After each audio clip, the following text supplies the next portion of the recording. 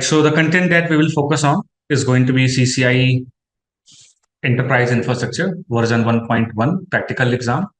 It will include like two things basically. It will include some topics of ENCORE, Enterprise Core, and then the main topics that we are going to cover is going to be from the lab exam point of view, the practical exam point of view. To attempt the practical exam, a candidate must actually have the knowledge of these five things: network infrastructure, software-defined networking, transport technology and solution, infrastructure security and services, and finally infrastructure automation and programmability.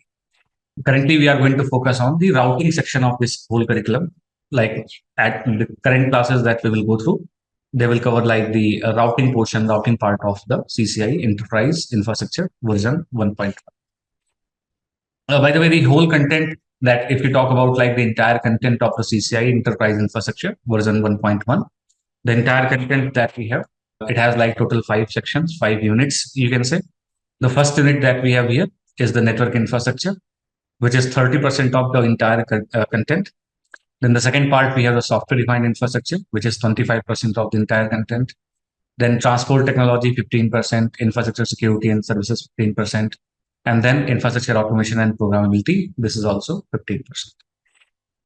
So if I expand this network infrastructure, here you will see some switching topics and some routing topics. So in the switching topic, we have switch campus, we have switch administration, managing the MAC address table, error disable recovery, MTU, layer 2 protocols such as CGP, LLDP, VLAN technologies, trunks, then VLANs, allowed VLAN, allowed VLAN, native VLAN, ether channel, and spanning tree protocol. So from the switching content point of view, we do not have like, nowadays we don't have in the current curriculum, we do not have like any VTP, like, we don't have any VLAN trunking protocol. We don't have like ISL based trunk. We only have .1Q trunking. So the only thing that from a switching point of view, we have to know, these are the things that we should know from the switching content point of view. These are things that are expected in the exam from the switching content point of view. So switch administration, layer 2 protocols, VLAN technologies, ether channel, both layer 2, layer 3 ether channel, spanning tree protocol, STP, RSTP, MSTP.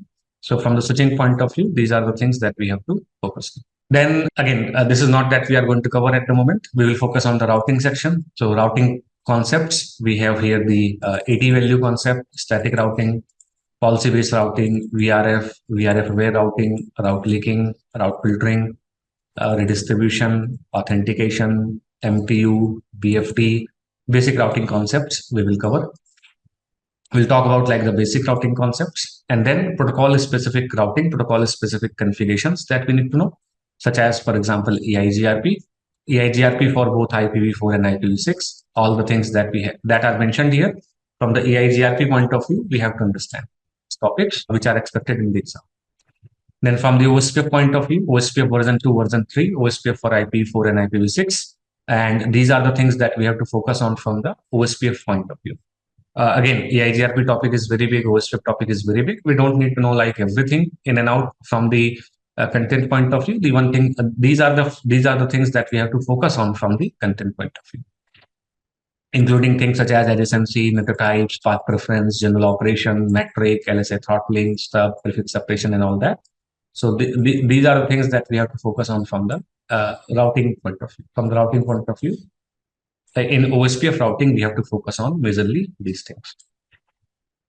Then border gateway protocol, both eBGP, iBGP for IPv4, IPv6. These are the things, iBGP, BGP neighborship, peer group, peer template, active state, passive state, dynamic neighbor, best path selection, policies, conditional advertisement, outbound route filtering, path manipulation, regular expressions, convergence scalability, other BGP features such as soft reconfiguration, route refresh. So again, BGP topic is very big, but these are the topics that we have to focus on from the content point of view.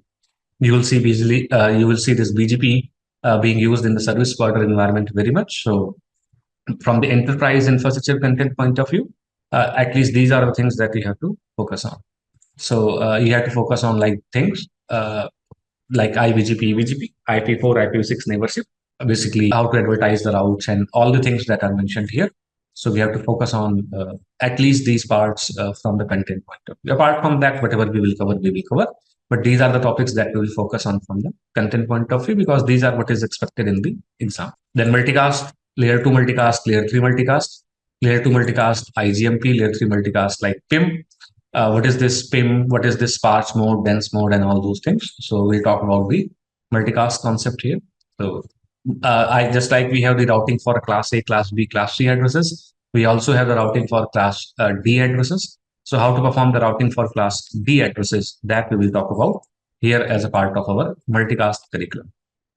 As a part of our multicast curriculum, we will talk about the class D routing. We'll talk about like how can we perform the routing for class D addresses and what are the L2 multicast and L3 multicast concepts. We will talk about that. So this is the main routing part that we have to. This is like the main pure routing part. This is the routing part that we have to cover.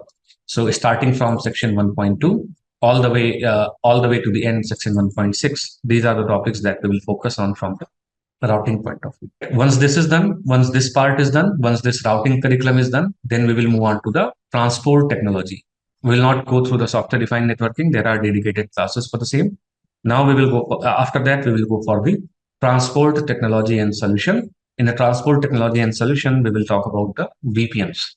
We'll talk about what is this static point-to-point GRE tunnel. What is this DM VPN? What is how to troubleshoot the DM VPN? IPsec, basic IPsec using the pre-share key, basic single hub, dual hub DM VPN, single hub DM VPN, dual hub DM VPN, dual hub single cloud DM VPN. Basically, we'll talk about like from the GRE, DM VPN, IPsec, GRE with IPsec, DM VPN with IPsec. We'll talk about like these tunnel-based VPN technologies, and then we'll talk about like tunnel-less VPN technology. Like we'll talk about MPLS operations, and we'll talk about MPLS layer 3 VPN. We don't need to cover layer 2 VPN, but as a part of our content, we will talk about it. But our main focus in the MPLS section is going to be layer 3 VPN. And in the layer 3 VPN, we will only talk about these things. There's no such thing as traffic engineering and all the other things that we have in the MPLS based technology. So the content focuses specifically on the L3 VPN. We will also focus specifically on the L3 VPN part of the content. L2 VPN we will cover, but I will only cover like one L2 VPN technology, that is Atom, any transport over MPLS. That we will talk about, but it is not part of content. It is not expected that you will be asked the questions based on the same. However, just for the differentiation point of view, we will go through the L3 VPN properly, and then we will just take an overview of the L2 VPN and how it operates, how to configure the L2 VPN. So this is a very small part of the MPLS. It's not the entire MPLS. It's not even like, I would say it's not even like 50-60% of the MPLS. It's just the basic MPLS. How can we use MPLS as a transport technology to connect multiple branches, headquarter data centers together? That part basically we have to. So transport technology, what transport options we have if you want to connect like multiple data centers, headquarters all together? What transport technologies we have? Are they secure? Again, for example, we will not talk about technologies such as, for example, Get VPN. We'll not talk about technologies such as, what was this traffic engineering in L3 in MPLS. We'll not talk about that. So we'll not talk about like SSL, TLS VPN, those VPNs we will not talk about. These are specifically part of the security. We will focus only on whatever content is there. We'll cover GRE, we'll cover point-to-point GRE. We will talk about like DM VPN, phase 3 with dual hub, IPsec. So GRE, DM VPN, IPsec, then GRE with IPsec, DM VPN with IPsec. This is what we will talk about from the VPN point of view. Then the MPLS and MPLS based VPN, L3 VPN, L2 VPN, we will talk about. L2 VPN was part of our content earlier, but in current exam, we do not have the topics of L2 VPN. So just from the theory point of view, we will talk about the L2 VPN, and I will show you a lab, basic operations of the L2 VPN, how it operates. But again, we will not go through in very much details of the L2 VPN. Our main focus will be on the L3 VPN. And when this part is done, then we will talk about the infrastructure security and services. In the infrastructure security and services, we'll talk about the control plane protection, control plane policing, and protection. AAA basically is covered in the SDA section, so we will not talk about it. AAA services are covered in the SDA. We will not talk about it. We'll not talk about the AAA services. AAA things are covered in the SDA, software defined access. So then switch security features are covered in the switching section, such as VLAN access list, port-based access list, storm control, DHCP snooping, IP source guard, and all those things. So again, we will not talk about like these things as well. These things we are not going to talk about. Like these are part of the switching actually. So we will cover these things in the switching curriculum. When the switching part is covered, when switching part we are covering. There we will talk about the switch security features. This we will talk about. We'll talk about like router security feature, IPv6. These are also switching features actually. These are also features that are covered in the switching curriculum. Even though they say IPv6 infrastructure security features, these features are very much similar to the switch security features. So these features are also applied on the switches. So this part is basically covered in the switching, but we will see like when we are done talking about the IPv6, if we will have some time, then I will cover it right here. What are these? What is this RA guard, DHCP guard, binding table, device tracking? These are like IPv6 security features, but these are applied on the switches actually. So again, just like the DHCP snooping, dynamic ARP inspection, we have the switch security features for IPv6 actually. So these features make more sense when we have studied about the IPv6. So once we are done with the IPv6, then we will talk about these security features. So this we will cover IPv6 access list, IPv6 IP4 access list, URPF, and then we'll talk about the IPv6 infrastructure security features. Then device management, what is this SNMP, syslog, NTP, RESTconf, netconf, syslog, these things we will talk about from the system management point of view. And again, one important topic that we have here is the quality of service. Not in very detail, but the quality of service. What is this DSCP classification, NBAR? How can we do the marking, policy shaping, condition management, hierarchical quality of service, end-to-end quality of service using modular quality of service CLI.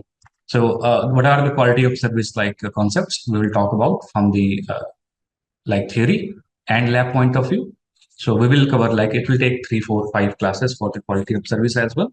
So we will talk about like the keywords here at the very end basically. And then network services, HSRP, these things are covered in the switching again. So NTP we will talk about, DHCP we will talk about, NAT we will talk about, different options of the NAT that we have. We will talk about the static NAT, dynamic NAT, PAT, NAT on the iOS XE devices. When we have to perform the NATing for the VRF in iOS XE devices, how can we do that? VRF aware software infrastructure, WASI NAT, we'll talk about that. WASI NAT is basically like when we have to perform the NATing on the iOS XE based devices in a particular VR, we have to go for this concept of like VRF aware software infrastructure. So WASI NAT we have to perform. So network services like first hop services, NTP services, DHCP services, NAT services, different services that we have running in the network. We will talk about that. Then optimization, SLA, track, then net flow, flexible net flow, packet capture, span, RSpan, ERSpan. This is switching part. This is switching part again. The span, RSpan, ERSpan, embedded packet capture, data path trace analysis tool, then conditional debugging. So network operations from the troubleshooting point of view, basic network operations, optimizations. These are all these all things are part of the network infrastructure, infrastructure security and services. So 15%, in 15% we have total like 7 part. So every part is basically 2%. So this is 2%. So you can spend how much, you can decide how much time you want to spend on the quality of service. Remember that this is only 2% of the entire content, right? So have they asked these things from the quality of service in the exam or not? We'll talk about that. But it's not like we are going to cover in detail like 10, 15 classes for the quality of service. It's not like that. We will cover like moderate level of quality of service, but again, it's not going to be a complete quality of service. Everything is going to be as per the curriculum, as per the content. In the content, whatever things are mentioned, and whatever things are like describe, we will describe them. Whatever things are like describe and configure or troubleshoot, we will do the configuration and troubleshooting of the same. So you have to now decide like how much you need to focus on the QoS part. You need to decide how much you have to focus on the DHCP thing. You need to decide like how much you have to focus on the traffic capture and all those things, because it is expected that you will get the questions based on the same, but how much? 2%. So you have to decide based on the same. So this is what we will cover. In our current curriculum, we will cover like 30%, we will cover like 15%, and then we will cover the 15%. So this is like 60% topic we are talking about in the current the classes that we will cover. It is written there. It is written there, describe. It is written there like troubleshoot and operate. So in here it will be written there, like we have to describe, we have to like troubleshoot, like so it will be written there. So for example here, troubleshoot DMVPN. So it means like we have to know theory and lab both part of the DMVPN. Somewhere it will be written like describe device security feature, describe this, describe that. So if it is describe, like it's only theory. If it is describe and troubleshoot both, then it is like theory and lab both from that point of view. Right. So I would say like you can download this list in the PDF format. You can download this list in the PDF Surendra, format. just one query. Suppose something Uh, is written as described. Will we uh, get some questions about them in lab? Some theory questions? it will be only theory. There will not be any lab questions based on the same. No, no. In lab exam, probably there are three parts, right? First is few questions, few No, no, MUs. wait. Let's not discuss about the lab here. Like we'll discuss about the lab later on. Let's not discuss about the lab. Right, so you can download the list in the PDF format. So you can download the list from the PDF format, keep it with you, and make sure that every topic that we have that is mentioned in the content, you have to make sure that all these topics are basically covered from the content point of view. Everything like you have to go through like each and every topic. At least these much these topics at least you have to have the understanding of. You can go beyond it, but at least these topics you have to have the understanding. Then you will be ready to take the lab exam. You will be ready to take the practical exam. Again, there will definitely be things that are just described. There will be things that are described and configure both. So whatever things are described, you have to just describe. Whatever things are troubleshoot, then you have to like configure and troubleshoot like both. So from that point of view, you have to understand. So we will focus on we'll focus on these three parts as a part of current curriculum, as a part of current classes. We will focus on like 30% of the network infrastructure, 15% of the transport technology and solution, and 15% of the infrastructure security and services. So this is like these are the topics that we will focus on. Then when it comes to like software defined networking, there are dedicated classes for the same. And when it comes to infrastructure programming and automation, there are recorded sessions for the same. So if you go to the like software defined networking, it is like SDA, software defined access, underlay, overlay, fabric design, fabric deployment, fabric border, segmentation. Then if you go to the SD-WAN, then controller architecture, underlay, overlay, templates, policies, localized policy, whatever it is. So this is pure software defined networking, SD-WAN, SDA. There are dedicated classes for the SDA. There are dedicated classes for the SD-WAN. So as a part of our routing curriculum, we will not talk about that. And for infrastructure programming and automation, you will have like the recorded sessions with you. You can go through those recorded sessions, or maybe like if there are dedicated classes, some other trainer will be able to cover it. Currently, as a part of our routing curriculum, we will not talk about the infrastructure automation and programming part. We will only focus on pure routing, that is like section 1, unit number 1, unit number 3, and unit number 4. Right, so this is the lab exam. This is the lab exam. From the lab exam point of view, these are the topics that we have to cover. But if you want to talk about the written exam that we had to take before we can attempt the lab exam, so the written exam that we have is referred to as ENCORE, Enterprise Core. So from the ENCORE content point of view, so these are the topics that we have to talk about from the that you have to cover from the ENCORE point of view. So from the ENCORE content point of view, 340 401, this is the written exam for the lab exam. So if you want to attempt the lab, then these are the topics that we have to go through.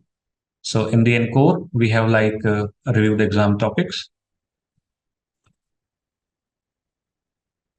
So in the ENCORE exam, 350-401, ENCORE version 1.1.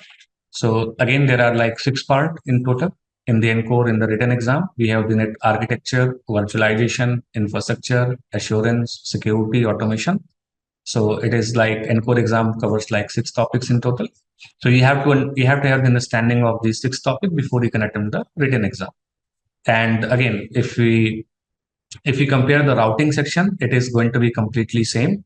Whatever we have in the lab exam from the routing point of view, we have in the written exam from the routing point of view, right? But again, in the written exam, since this ENCORE exam is not only a written exam for the CCIE Enterprise Infrastructure, it is also actually written exam for CCIE Enterprise Wireless.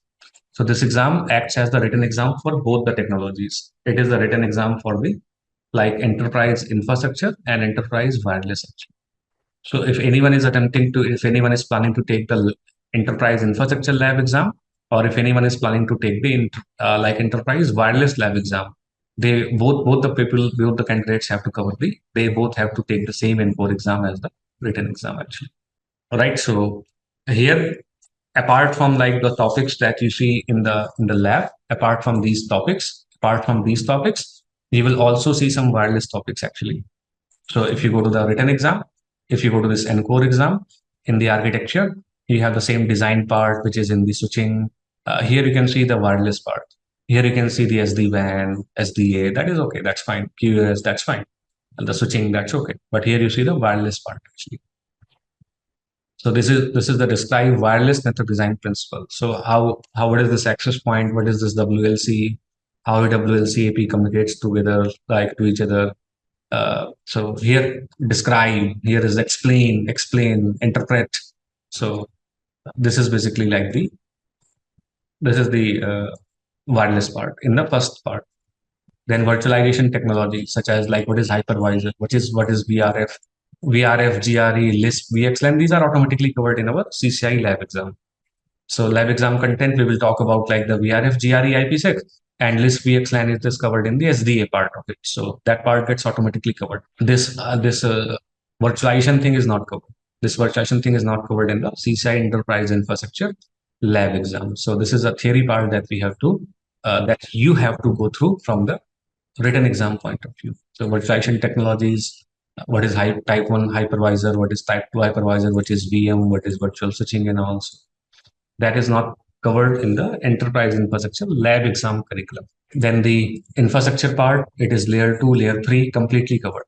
Layer 2, layer 3 completely covered. No topic of these. There is no topic in these two sections, these two parts that is not covered in the lab exam. So it is completely okay. But here, when we go to the wireless section, this is from the wireless point of view. Describe, troubleshoot, describe. So wireless, from the wireless point of view, these are the additional things that you have to cover, that you have to talk. So this is the wireless part. Then IP services, NAT, PAT, PIM, IGMP, all these things are covered already. So that is okay, that is good. Right. Then the network assurance, SNMP, syslog, SPAN, RSPAN, DNS center, that. This is completely covered. This is completely covered in the lab exam. So that is completely done. Right. So this part is completely done. Then security part, like AAA is already covered. ACL, control plane protection, REST API is already covered. This part we don't cover actually. This part we do not cover.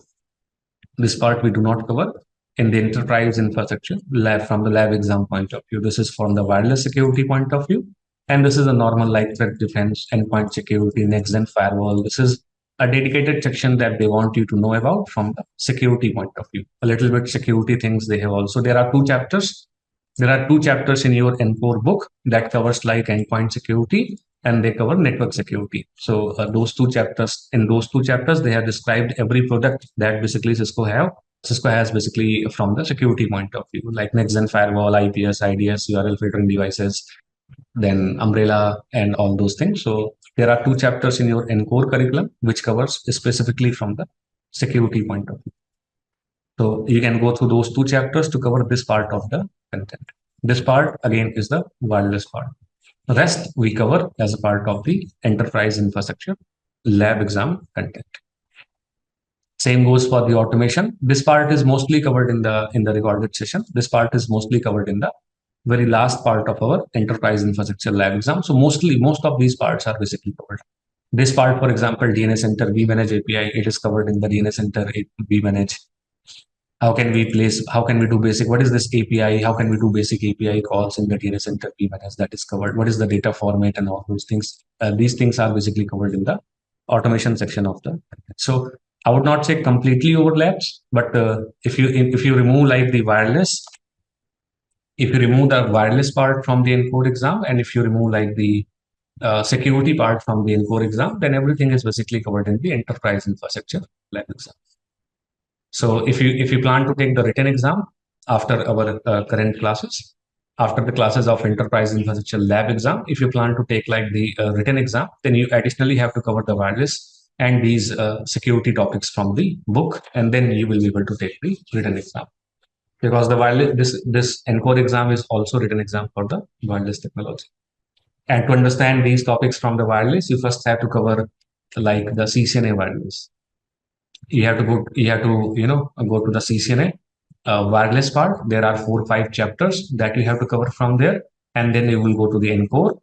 And here we have like 4 or 5 chapters of the wireless. Then you will be ready to basically deal with these wireless topics in the content. Again, for these topics, recorded sessions are basically provided. Like for the wireless part, most of the wireless part is covered in the recorded sessions. There are no dedicated classes for the same. So routing part, switching part, SD-WAN, SDA, then security, that AAA and all those part is completely covered. But apart from that, still, you will notice that the wireless part will still be left. You will still notice that a little bit security part is left.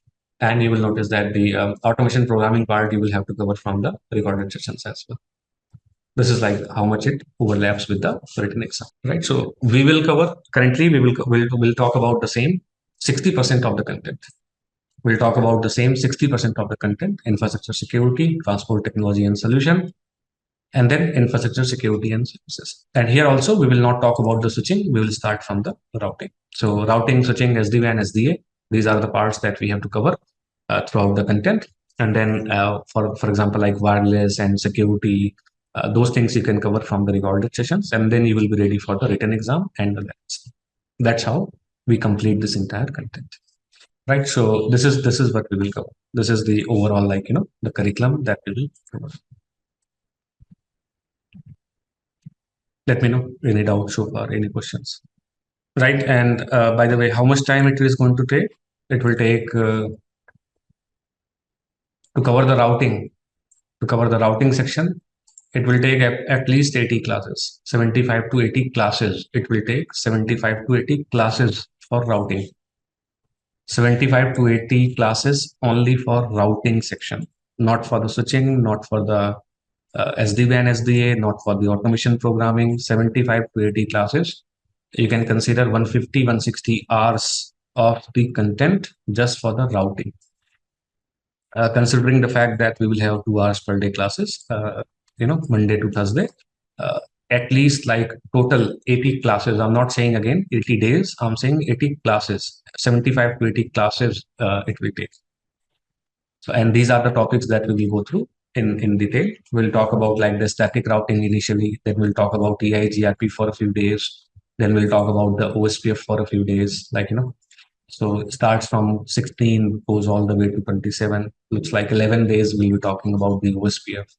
Then 7 to 15, approximately 7-8 days, we'll talk about EI GRP. Then we will talk about the border gateway protocol, BGP, from 28 all the way to 46. Approximately 18 classes, 20 classes at least we will talk about for the BGP.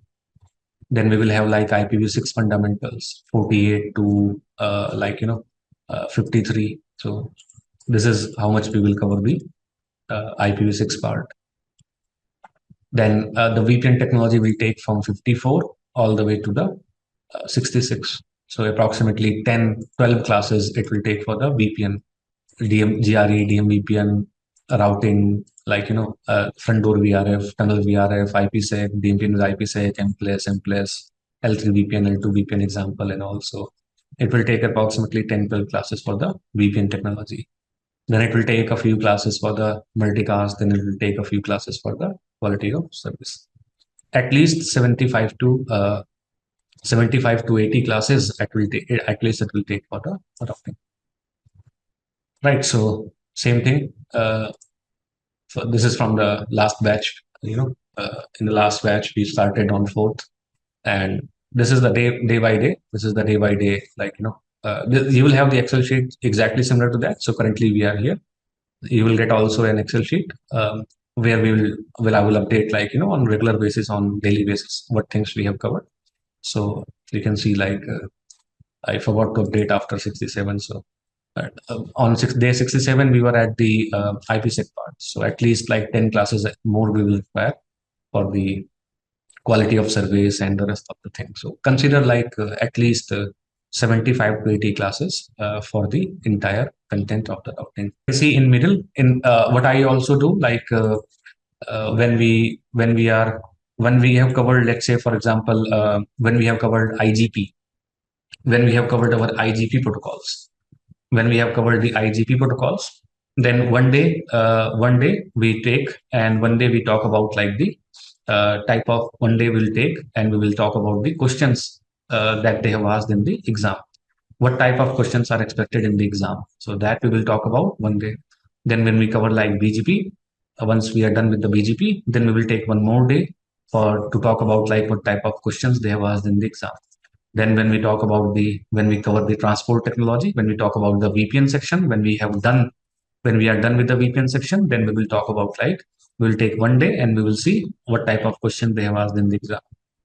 Same goes for the switching, same goes for like the SDA part and other parts. So 3-4 classes at least we take extra to talk about like what type of questions they have asked in the exam, so that you get to know, so that you get the idea how much you have to focus on the content. Like, do we really need to go to like complete in and out from the lab exam point of view, or should we know only the little bit of that particular topic? So those gets very clear when we talk about the what type of questions they have asked in the exam, what type of questions are expected in the exam.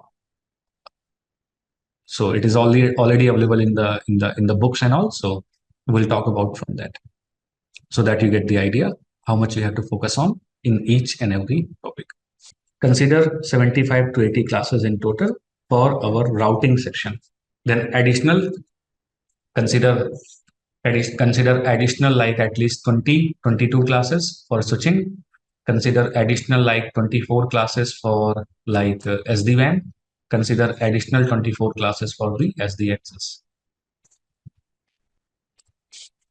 So it takes like a lot of time. It takes like a lot of time to cover the entire CCIE Enterprise Infrastructure curriculum.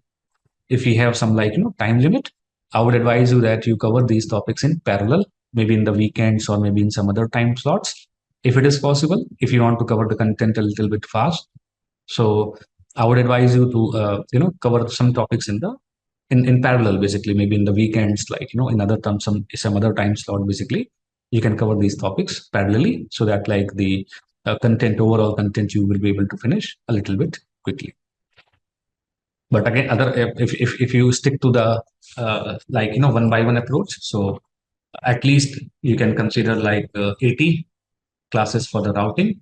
This is the total amount of time it will take for the CCIE Enterprise Infrastructure. At least this much amount of time it will take for the CCIE Enterprise Infrastructure. And here I'm assuming that you have already covered like the automation programming part side by side from the video, from the wireless part and that security part and that hypervisor and those things from the video. I'm considering that we have covered that parallelly from the recorded session. These are the classes that we require. These are the classes that we require. 150 classes, approximately 150 classes,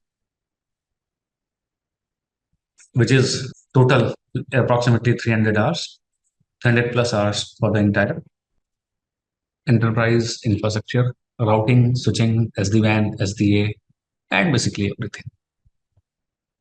So again, it will take some time. If you want to complete the content faster, then do some classes in parallel, such as SD-WAN, such as SDA. You can do in parallel in the weekends, so that like in the weekdays you are going through the routing, in the weekends you are going through the like SD-WAN, SDA part, and so that you can cover the entire curriculum a little bit faster. Whichever approach is best for you, you can choose that. Right? So this is from the content point. This is what we are going to cover from the content point. Right now, from the lab point of view. Now let's see what things we will do from the how we are going to do the labs and all. Let's talk about that as well. Right. So when it comes to the lab, what we will do, we will use the EVNG software. We will use the EVNG software. So I already have built the labs for the technology. So for example, when we talk about EIGRP, there is a dedicated lab for the EIGRP. When we talk about OSPF, there is a dedicated lab for the OSPF. When we talk about the BGP, there is a dedicated lab for the BGP and so on. So I have already built the topologies in the EVNG. I have already uploaded, or I will upload the UNL file onto the portal, onto the Trainonic portal, from where you have joined the classes and all. You will get the UNL file of the labs on here on Trainonic portal. You can download that file basically. You can download that file and you can upload it into your EVNG machine, and you can directly start working from there. Right. So for the lab, you should have like the EVNG installed in your machine. You can download the lab files from the portal. You can upload that in the EVNG, and then you can start doing the labs on your local machine. On your local machine, you will be doing the routing labs. Routing labs you can do on the local machine. And at how much resources should you have? It is good to have like at least 16 gig RAM and some like 8 or 16 or 8 core basically CPU. So it will be good. Whatever images we have used, those images consume just the RAM, not the CPU. So even if you have like a very powerful CPU, it's all good. But at least like I would say at least 16 gig RAM you should have. Even if you have like 8 gig RAM, it will work fine, but you will have to reduce the resources that I have given in the routers and switches. So in 8 gig RAM, it will also work. And most of the laptops, most of the devices nowadays, they come with at least 8 gig RAM. So it's all good.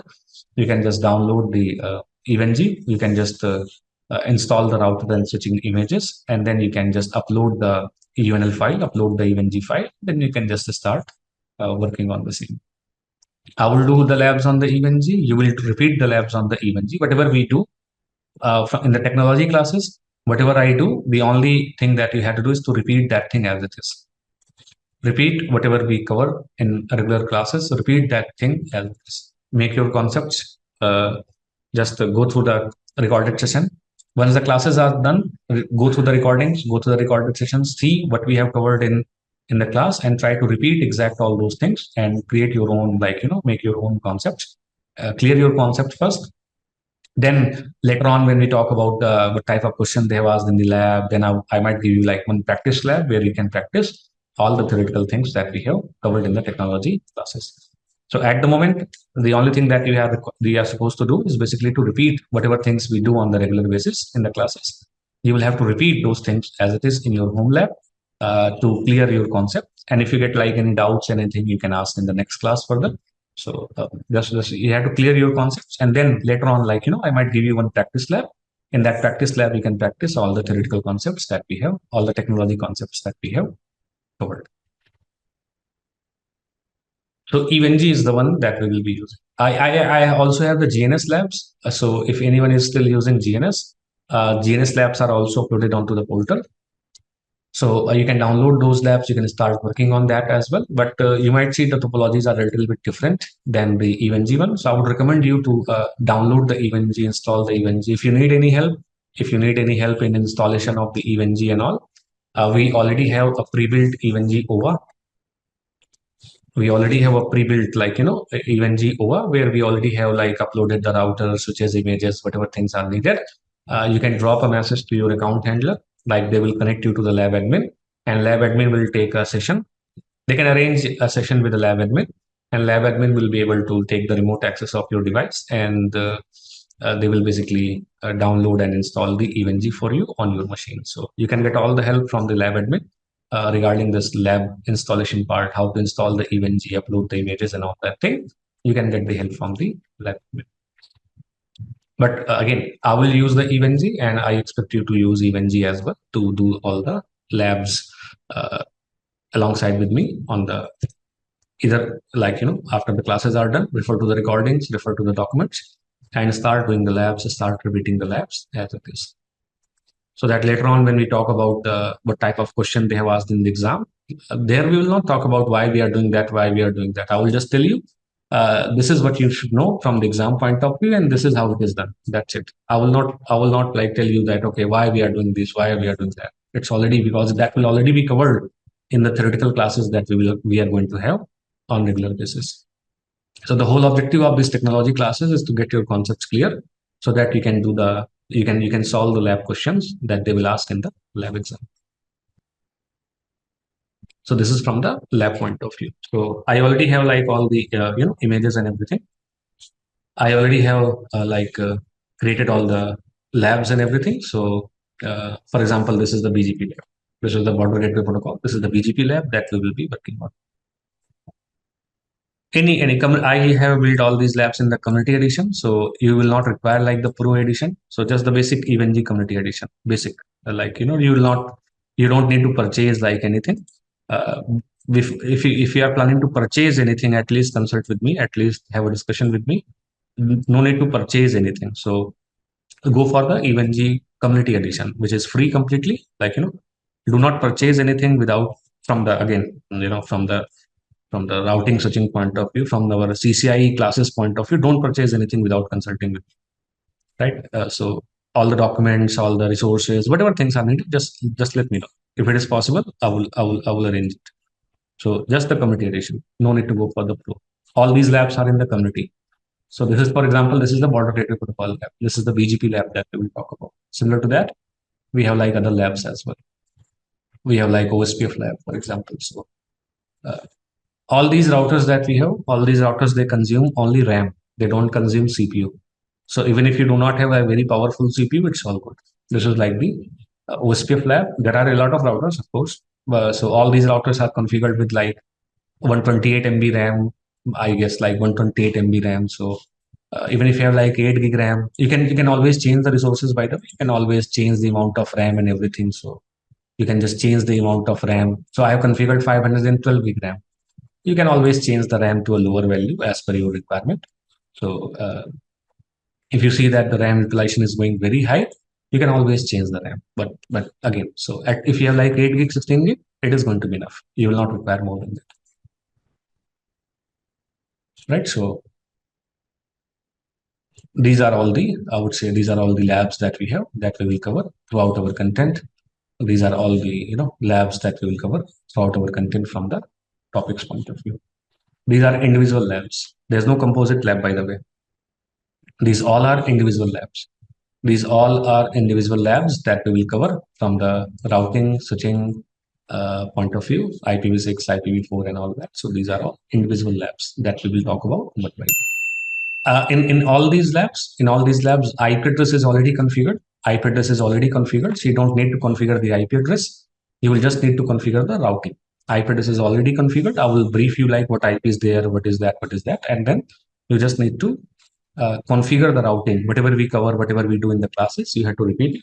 You do not need to spend the time in covering the IP addressing, configuring the IP addressing and everything. You don't need to do that. Just the routing you have to focus on. Right. So this is all the routing section. There are about 10, sections. In some, like we have multiple labs. In some, we have one lab. So, so these are all the labs. These labs will be available on the portal. The Trinity portal, you can download it from there and then you can just do the practice from there. From the lab point of view, this is how we are going to practice on the routing labs. Of course, you can also practice on the switching lab. So switching labs you can also do in the EVNG. So all good from switching point of view as well. I do have somewhere, some switching lab I might have. So for STP, for example, this is the STP lab, for example. DHCP snooping, for example, dynamic arc inspection and all that. So we do have like the switching labs and everything as well. So, for switching, mostly we use this. So we have to focus, currently, we have to focus on the routing section. So this is how the lab is going to be. Also, once a few days are done, like once we are done having the classes for a few days, let's say 3-4 days, once I get like the final candidates, like okay, these are the candidates that will be joining, so I will also drop you the link to a WhatsApp group. There we have like that is a generic group for the CCIE Enterprise Infrastructure. If you want, you can join that group. So if you're doing some labs and you're facing some problems, you can just drop the message in that group, and someone, if I'm available, then I will reply. Otherwise, if someone is available, they will reply with the same. That I will do most probably on Thursday, when we will get the final list that okay, these are the candidates that will join the classes. So I will drop the a link in the chat for that group, and then you can join that group later on. Right, so you'll also have a WhatsApp group for the support purpose. If I have to, let's say, for example, make any announcement, then I will make that on the group. And also I will inform the management about the same. So you will get the message, you will get the call, you will get the notification in the groups as well. So we do have a support group on the WhatsApp as well. I assume that our classes will go for 150, 1 hour 50 minutes, 1 hour 55 minutes approximately. 150 at least we will have 1 hour 50 minutes for the classes. We will have like 4 classes in a week. Friday, Saturday, Sunday will be off. So whatever we have covered in 4 days, you can revise all those things on Friday, Saturday maybe, or maybe on Friday, Saturday, Sunday you can spend whatever way you like. But whatever we have covered in the 4 classes, at least revise it in the weekends so that you can have some queries, drop those queries in the group, or have a, in the next class on Monday, have a discussion there. Whatever fits you, whatever suits you, you can do. Right. So this is like this is how we are going to cover the, oh, by the way, the books, the final thing, the books. We don't have any book for the CCIE actually. We do not have like a single book for a CCIE Enterprise Infrastructure. There is one book for CCIE Enterprise Infrastructure that is called CCIE Enterprise Infrastructure Foundation from Narvik Kucharian, but that is more like a lab workbook. It's not a theoretical workbook. So there is a workbook which looks something like this actually. Let me show you. So this is like one book, CCIE Enterprise Infrastructure Foundation. This is like one book. CCIE Enterprise Infrastructure Foundation, second edition. This is one book. But this book is, understand that this book is only lab. There's no theory in that book. No theory at all. You can go through it. You can download it in the PDF maybe. You can go through it. It's complete lab. It's just for the lab purpose. It's not theory.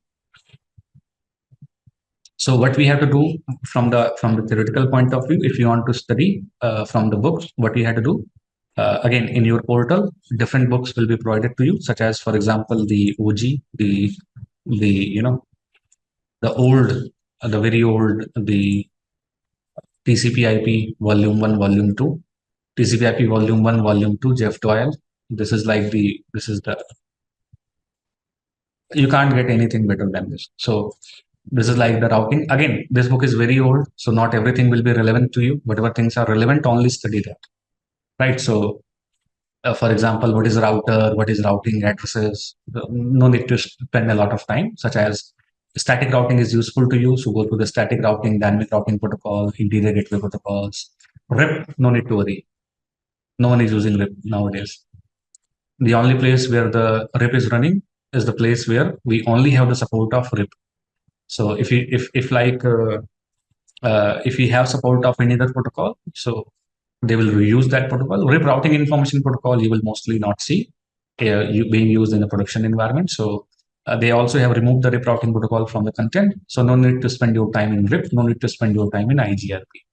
It's a very old book actually. At that time, RIP and IGRP were significant. So no need to spend your time in like routing information protocol, the IGRP RIP version 2. Just start with the IGRP. Just start with the OSPF. Don't need to worry about the ISIS protocol as well. So the old books, TCP/IP Volume 1, TCP/IP Volume 2, TCP/IP Volume 2 focuses specifically on the BGP and MPLS. BGP and multicast. Just BGP and multicast, 2 books. Also some IPv6. So the original, the TCP/IP Volume 1, Volume 2, you can spend some time reading those books. Then you have the old books, CCIE, this. Where is this? This book, CCIE Routing and Switching version 5, the old version book, Volume 1, which is more relevant actually, which covers like 60% of the entire content, not the SD1 SD, but apart from that, mostly like all the things that are relevant in our content, you will find in this TCP/IP, this Routing and Switching Volume 1 and the Routing and Switching Volume 2. Routing and Switching Volume 1, Routing and Switching Volume 2. These 2 books basically cover pretty much like everything that we have to know from our content point of view. Then for example, quality of service, we will have for the QS, we will have a QS book. Um, there was a dedicated certification exam earlier, like Cisco Quality of Service certification exam, a very old exam. So that book is very good actually from the quality of service point of view. Again, we will not go through the entire book, only things that are relevant, we will talk about that. But in a way, we will cover the entire book. In a way, we will cover the entire book, not going through like each and every page, but we will cover the entire book from this QS guide, certification guide as well. So for the quality of service, this is the book. For MPLS, there is a dedicated book as well. So this is for the MPLS. Again, not everything that is relevant to us. So whatever things are relevant to us, we'll talk about that from the MPLS. There are again 2 volumes for the same MPLS volume 1, volume 2. So whatever things are relevant, we will talk about that. Then we have, of course, the iOS VPN. We will have the VPN book as well. There is a VPN book where we will talk about the VPN, what is VPN, why we use VPN and all that. So whatever things are relevant to us, we'll talk about from that. So there is no single book that we can read to get all the knowledge from the routing, switching. And then there are books for the SD-WAN, there are books for the SDA, there are books for automation programming. So there is no single book that you can refer to for the certification from the certification point of view. You will need to refer multiple books, and those multiple books will be provided to you from the portal itself in a soft copy format. You can download those books. Although whatever things we will cover in the classes, that will be more than sufficient for your technological understanding, more than enough. I can guarantee that whatever things we will cover in the classes, in the technology classes, it will be enough from your production point of view. It will be enough from the lab exam point of view. But still, if you want to know more, if you want to get more and more understanding, then definitely you can refer to the official books that are provided by the Cisco. So there is no single book. You have to refer to like different books for different technologies, such as quality of service, MPLS, VPN, then routing, switching. So there are different books for the same. So you have to refer to. And then of course, like the ENCORE book. So if you want to go through if you want to take the written exam, of course you have to go through the ENCORE Enterprise Core. So here is how the ENCORE books look like. This is the Enterprise Core ENCORE book. This is the ENCORE book, and ENCORE book has like 30 chapters. Total 30 chapters we have. 29 chapters total we have. These 29 chapters cover everything that we have in the CCIE Enterprise Infrastructure Lab exam. Plus, it covers like wireless. There are like 1, 2, 3, 4, 5 chapters of the wireless. And to understand these 5 chapters of the wireless, you have to cover 4 chapters from the CCNA. Then you will be able to understand these 5 chapters of the wireless. Then we have the chapters of the security. Now, there are 2 chapters of the security, but take a look at here. There are 2 chapters of the security: secure network access control, secure device, like network device access control security, and just expand it. Just expand this. Next gen endpoint security. In the next gen endpoint security, network access control, next gen endpoint security, expand it. And they have talked about everything: Cisco Talos, ThreadGrid, AMP, AnyConnect, Umbrella, WSA, what happens before the attack, during the attack, after the attack, ESA, next gen IPS, this, that. Only a person who has the experience, identity services engine, then the network access control, they have .1x, EAP, MAP, this, that, only the person who has experience in the security for like, 5-10 years, only that person will be able to explain you all these stuff. And then again, we have the ACLs, we know ACLs. We know like the password protection. We know about AAA, zone-based firewall, what is zone, DMZ and all that thing. So these are the topics that you have to actually go through. Additionally, in addition to our CCIE Enterprise Infrastructure, in addition to that CCIE Enterprise Infrastructure, topics, you also have to go through these topics like wireless topics, security topics, automation programming topics, SDN topics. So then you will be ready for the ENCORE exam. This book covers like pretty much like a lot of pretty much all the things from the enterprise infrastructure point of view, but also covers those things which are required from the ENCORE exam point of view. So I would also advise you to go through this book as well. This also you will get on the portal, but go through it. Go through it. We will not talk about wireless. We will not talk about like this security. We will not talk about that. We will not talk about the automation programming as a part of our routing content. We'll talk about pure routing. Side by side, if you get some time from your classes, if you get some time, then you can also like spend some time in wireless part and these parts additionally. But at the moment, I would say just focus on the routing. That will be enough. Then when you get some time in the weekends and all, then you can go to these additional topics if needed, not right away. So there are multiple books that you will have to refer to get the complete understanding of the topics. Just one book will not cut it, basically. You will have to refer to multiple books. And since we cover these things in very much detail, that's why it takes approximately 300 hours to cover the entire content.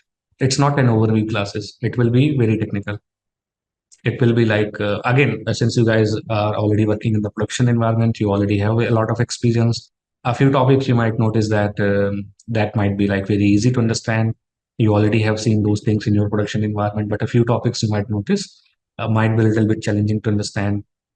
You might not have heard about those topics, like, there could be a it is also possible. So it will take approximately like, 140, 150 classes in total to cover the entire CCIE curriculum. For routing alone, it will take 75 to 80 classes only for routing. So you have to be patient. You have to have some patience, basically. Just repeat what we cover in classes regularly. Just repeat for 4 days, whatever we cover in the classes, just repeat it. Just repeat what we are doing. And then maybe later on, you can refer to that CCIE Enterprise Infrastructure Foundation book to get to practice on task by task basis. In that CCIE Infrastructure Foundation book, there are some tasks and you have to do the solutions on the same. So that workbook, that is more like a lab workbook. So once you have understood like everything in the technology classes, then do that. Then you can, in your spare time, you can do that thing. Although that will not be needed, but anyway, if you want to do that, you can go for it. This is how we will cover the entire content, right? So it will take a lot of time. Most since like I don't see any holidays in between, so the classes will continue 2 hours a day, 4 days a week. So I don't see like any offs in middle. If there will be any holidays, then you will be informed through messages, through the call, or maybe the WhatsApp group that we will have. You will get the confirmation. You will get the information there as well, right? So this is everything. That one last thing. It's not a beginner classes, of course. So CCIE Enterprise Infrastructure. This is CCIE classes. So I expect that at least you will have some basic understanding of the routing, switching, such as I will not tell you what is IP address. I will not tell you what is IPv6 address. I will not tell you what is subnet mask. I expect that at least basic understanding of routing and switching you have. At least like you have covered at least CCNA, CCNP. If not CCNP, at least you have gone through the CCNA topics. At least you have the foundation knowledge before you begin this curriculum, right? So for example, I expect you to already know about the static routing so that we can discuss more and more technical in the static routing. Of course, like I will revise the things, but I expect you to already have the understanding of OSPF. At least a little bit about the OSPF you should already know. Then like we can discuss more and more details about the OSPF in our classes. So again, this is a few topics such as multicast. I don't expect you to know multicast at all. A few topics such as quality of service. I don't expect you to know quality of service at all. For example, PBR, IPSLA, VPN.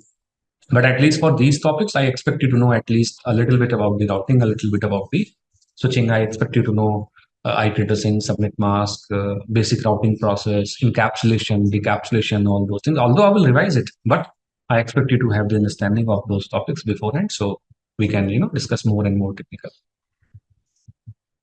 Also, it is completely up to you how much questions you ask in the chat. You can unmute anytime you want. You can ask the questions. It is up to you how much interactive you want to. You can make this session. I will keep asking you in middle about the queries and everything. But if you have any queries, anytime you can unmute. You can drop a message in the chat and everything. So everything is open. So you can just, if you don't understand a particular point, you can just stop me and then you can ask the question, or you can just click on that raise hand, and you can just raise the hand and then you can just ask the question, whatever suits you, not a problem. So make it as interactive as you want. Put up the questions, read from the books. Then if you have some question, drop them in the group, ask it in the next class. You did some lab, you observe something that we did not cover in the classes, ask it in the next class, ask it in the group. do all that. So that like you get everything from the technology point of view. You have the complete understanding from the technology point of view. So that like in the lab exam, you don't like, you don't face like issues solving the questions. This is the approach that we have to take from the CCIE Enterprise Infrastructure lab exam point of view. So let's start with the routing section, which is going to be the part one, network infrastructure, 30% of the content. Here we will specifically talk about the routing. So the very basic thing, what is routing? What is the routing process? How routing happens between the two devices? Just to revise the basics, let me brief you on that. So routing is a process. Routing is a process of forwarding the packets from one network to another network. Now, routing is done any device that can basically take the packet and decide how to forward the packet based on the layer 3 address. Layer 3 address basically means the IP address.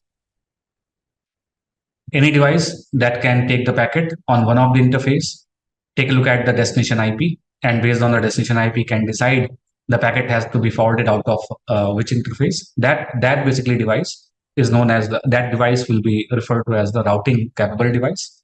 A device that is routing capable is able to take the packets on one interface and decide how to forward the packet based on the destination IP address. So packet forwarding based on the destination IP, packet forwarding of the packets based on the destination IP is what we refer to as the routing. Forwarding of the packets based on the layer 3 address is what we refer to as the routing or layer 3 forwarding.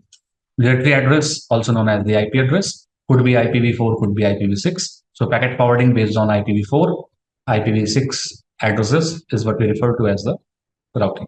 Now, routing can be done for class A, class B, class C, which is like unicast addresses. Routing can also be done for class D addresses, which is referred to as multicast. So we have like unicast routing, we have multicast routing, unicast routing, IPv4 unicast routing, then we have like IPv6 unicast routing, then we have IPv4 multicast routing, and then we also have IPv6 multicast routing.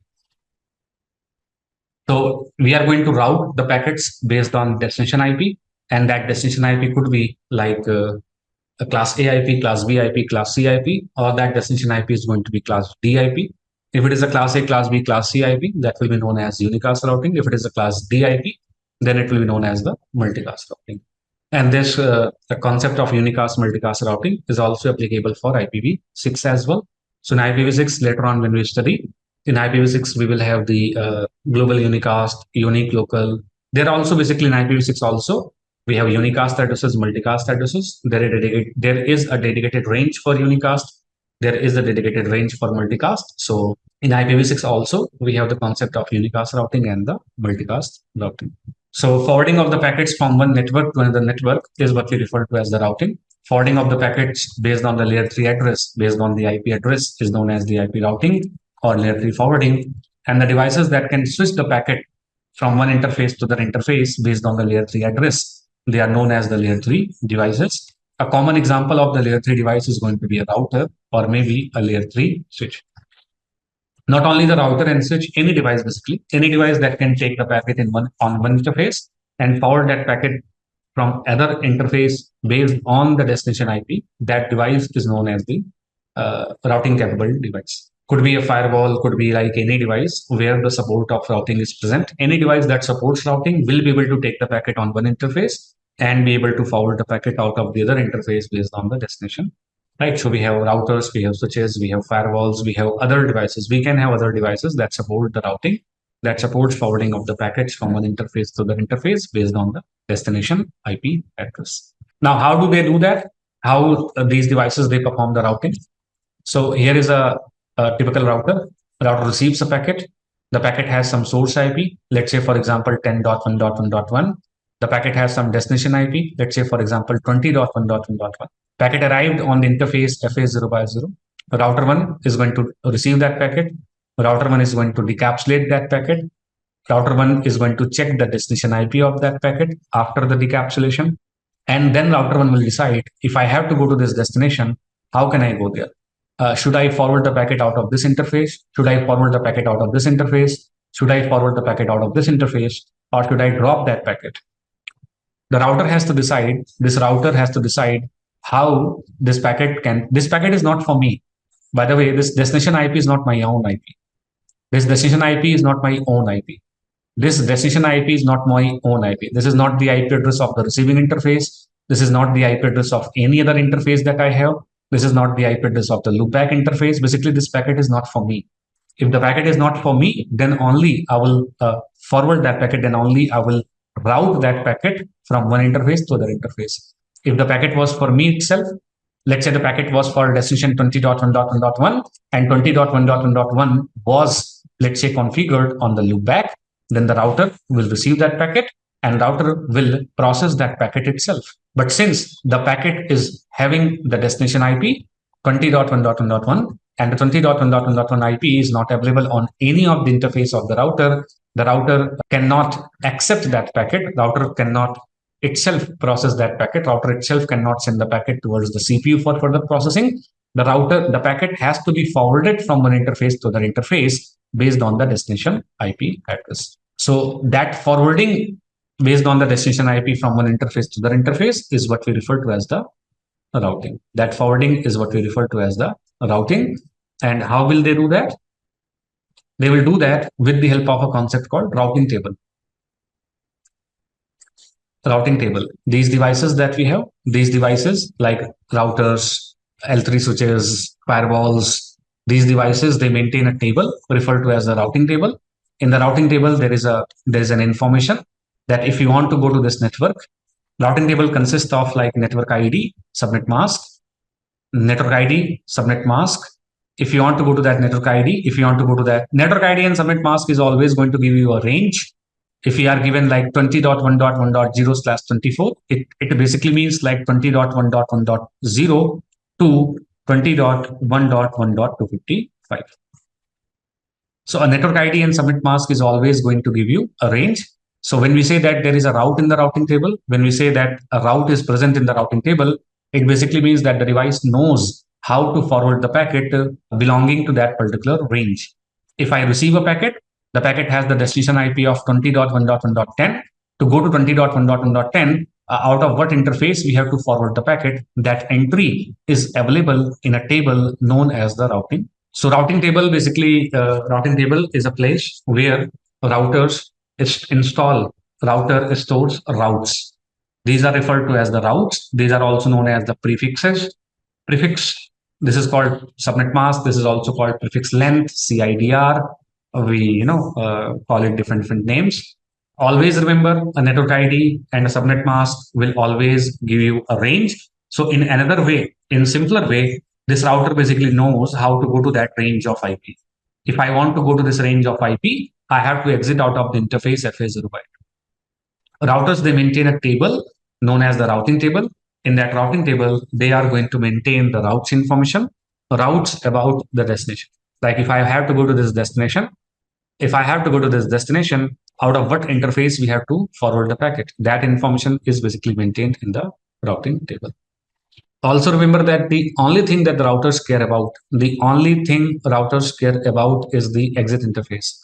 If I have to forward the packet, what interface is the exit interface? What interface is the exit interface? On which interface we have to place the packet? The routers must know. The routers must know the exit interface. The routers must know the exit interface so that they can forward the packet out of that particular interface. So when the packet arrives on the router 1, packet has the destination IP 20.1.1.10. If I have to forward the packet towards this destination, what is my exit interface? Out of these three interfaces, what is my exit interface? To know the exit interface, router is going to take a look in the routing table. Router will check the routing table. Router will try to find out that if I have to go to that destination, what is my exit interface? If I need to go to this destination, out of what interface we have to send the packet. When the router checks the routing table, in the routing table, it is mentioned that if you want to go to any IP from this range, then you have to exit the packet. You have to send the packet out of the interface 0/2. So now the packet will be placed. From the interface FA0/0 to FA0/2. The packet will be placed from one interface to other interface based on destination IP. And that process is what we refer to as the routing. And this was done with the help of the routing table that the router has populated, that the router has generated, created. There has to be an entry in the routing table. There has to be an entry in the routing table so that the router knows if I have to forward the packet for that destination, how can I forward the packet to that particular destination?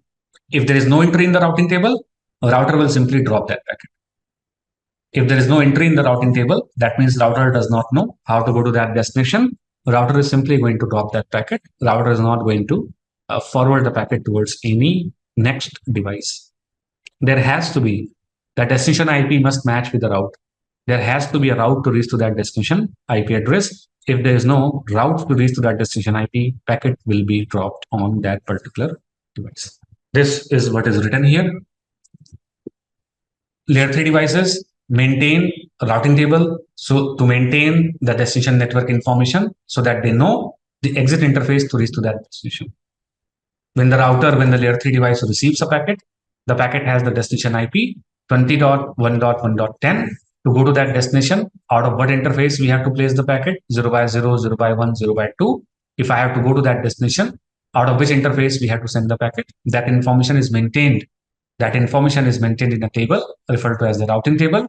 So by taking a look at the routing table, by doing that routing table lookup, the device comes to know that in order to go to the destination, I have to place the packet on the interface 0 by 1. And then it will place the packet from one interface to another interface. So why the routing table lookup is done? Routing table lookup is done to check the exit interface to go to the destination. To check the exit interface to go to the destination, routers, they perform routing table lookup. There are technologies where these things are not done. Like, the packet forwarding is not done based on the destination IP. There are other technologies as well. There are technologies where the packet forwarding is not done based on the. There are technologies where the packet forwarding is not done based on the IP. There are technologies where the packet forwarding is done based on some other things. Maybe later on we will talk about those technologies as well. What technologies are there where the packet forwarding is not done based on the IP address, but by using some other mechanism? Definitely we'll talk about that later on. But at the moment, packet forwarding will be done based on the destination IP. And to know if I have to go to that destination, what is the exit interface? To know that, the router is going to perform the routing table lookup. And the routing table looks like this. You already know that. This is how the routing table looks like. When you use the command show IP route, when you use the command like show IP route, this is how the routing table looks like. These are called codes. Codes means like how the router has learned about those routes, how the router knows about these routes. Is it statically configured? Is it directly connected? Is it learned via EIGRP? Is it learned via OSPF? Is it learned via like BGP? How the router knows about like the route, that is referred to as the code. Then here we have gateway of last resort, also known as the default route.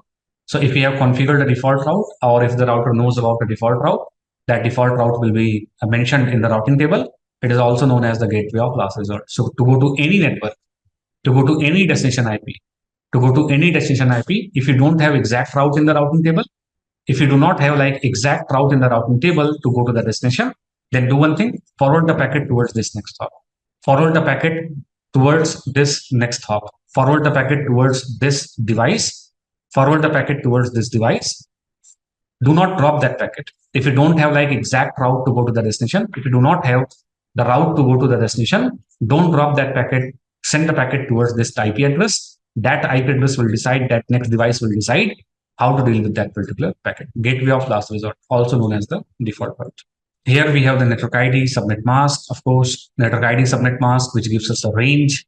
Then we have the exit interface, we have the AD value, we have the metric value, type, how the route was learned, how long it's been since the route was learned, what is the next hop, what is the exit interface, next hop, exit interface, next hop, exit interface. All sorts of entries can be there in the routing table. Routing table consists of network ID, subnet mask, which gives us a range of the IP addresses reachable, how the routes are learned, AD metric, next hop, exit interface. These are all the content of the routing table that we see when we execute the command show IP Again, all these things you should already know. You might already know all these things.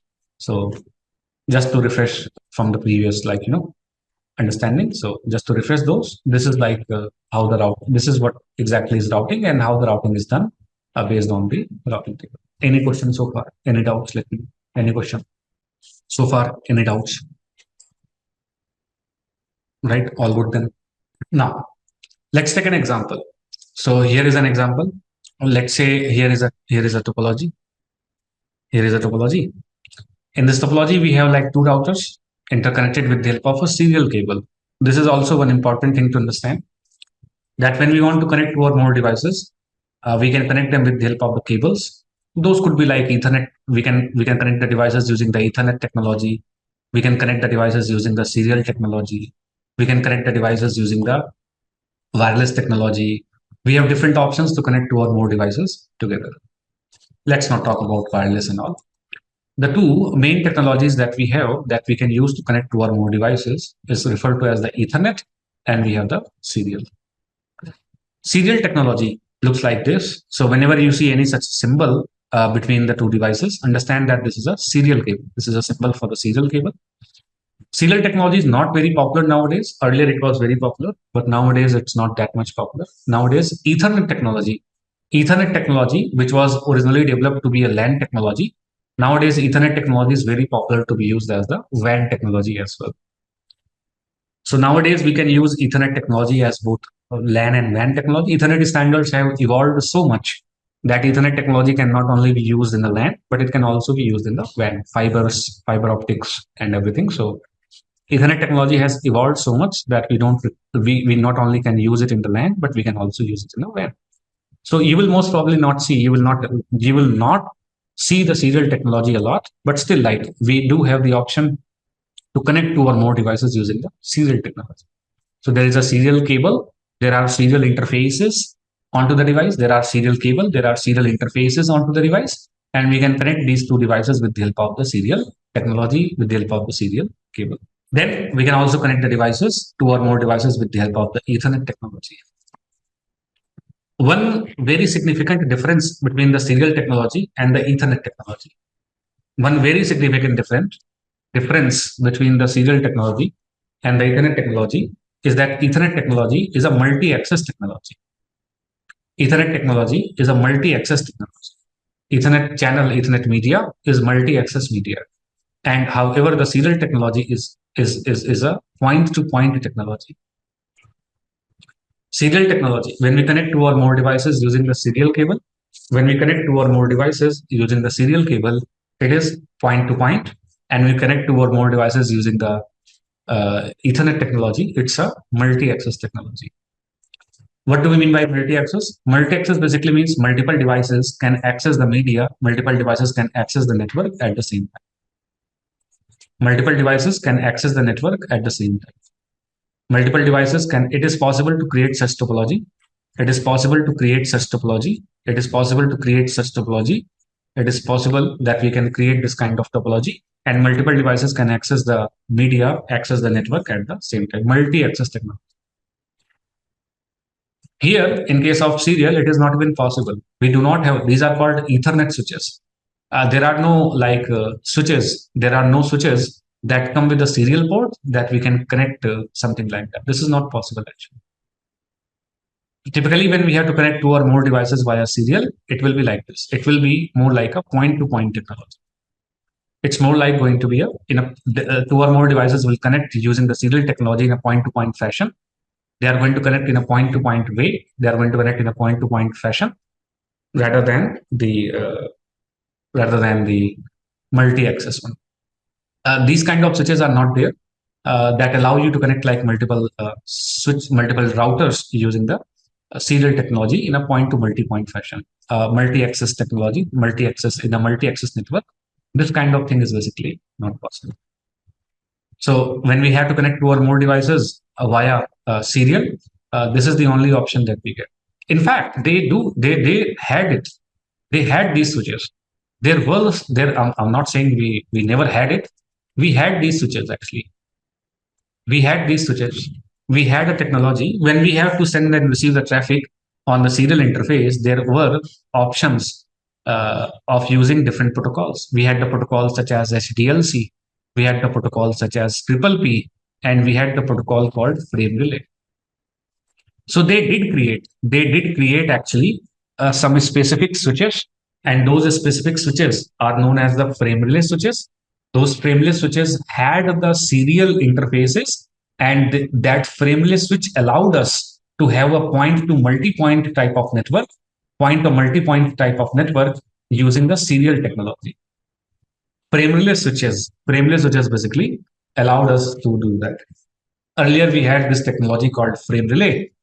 In CCIE version 4, we used to study this frame relay 10, 15 years back, basically.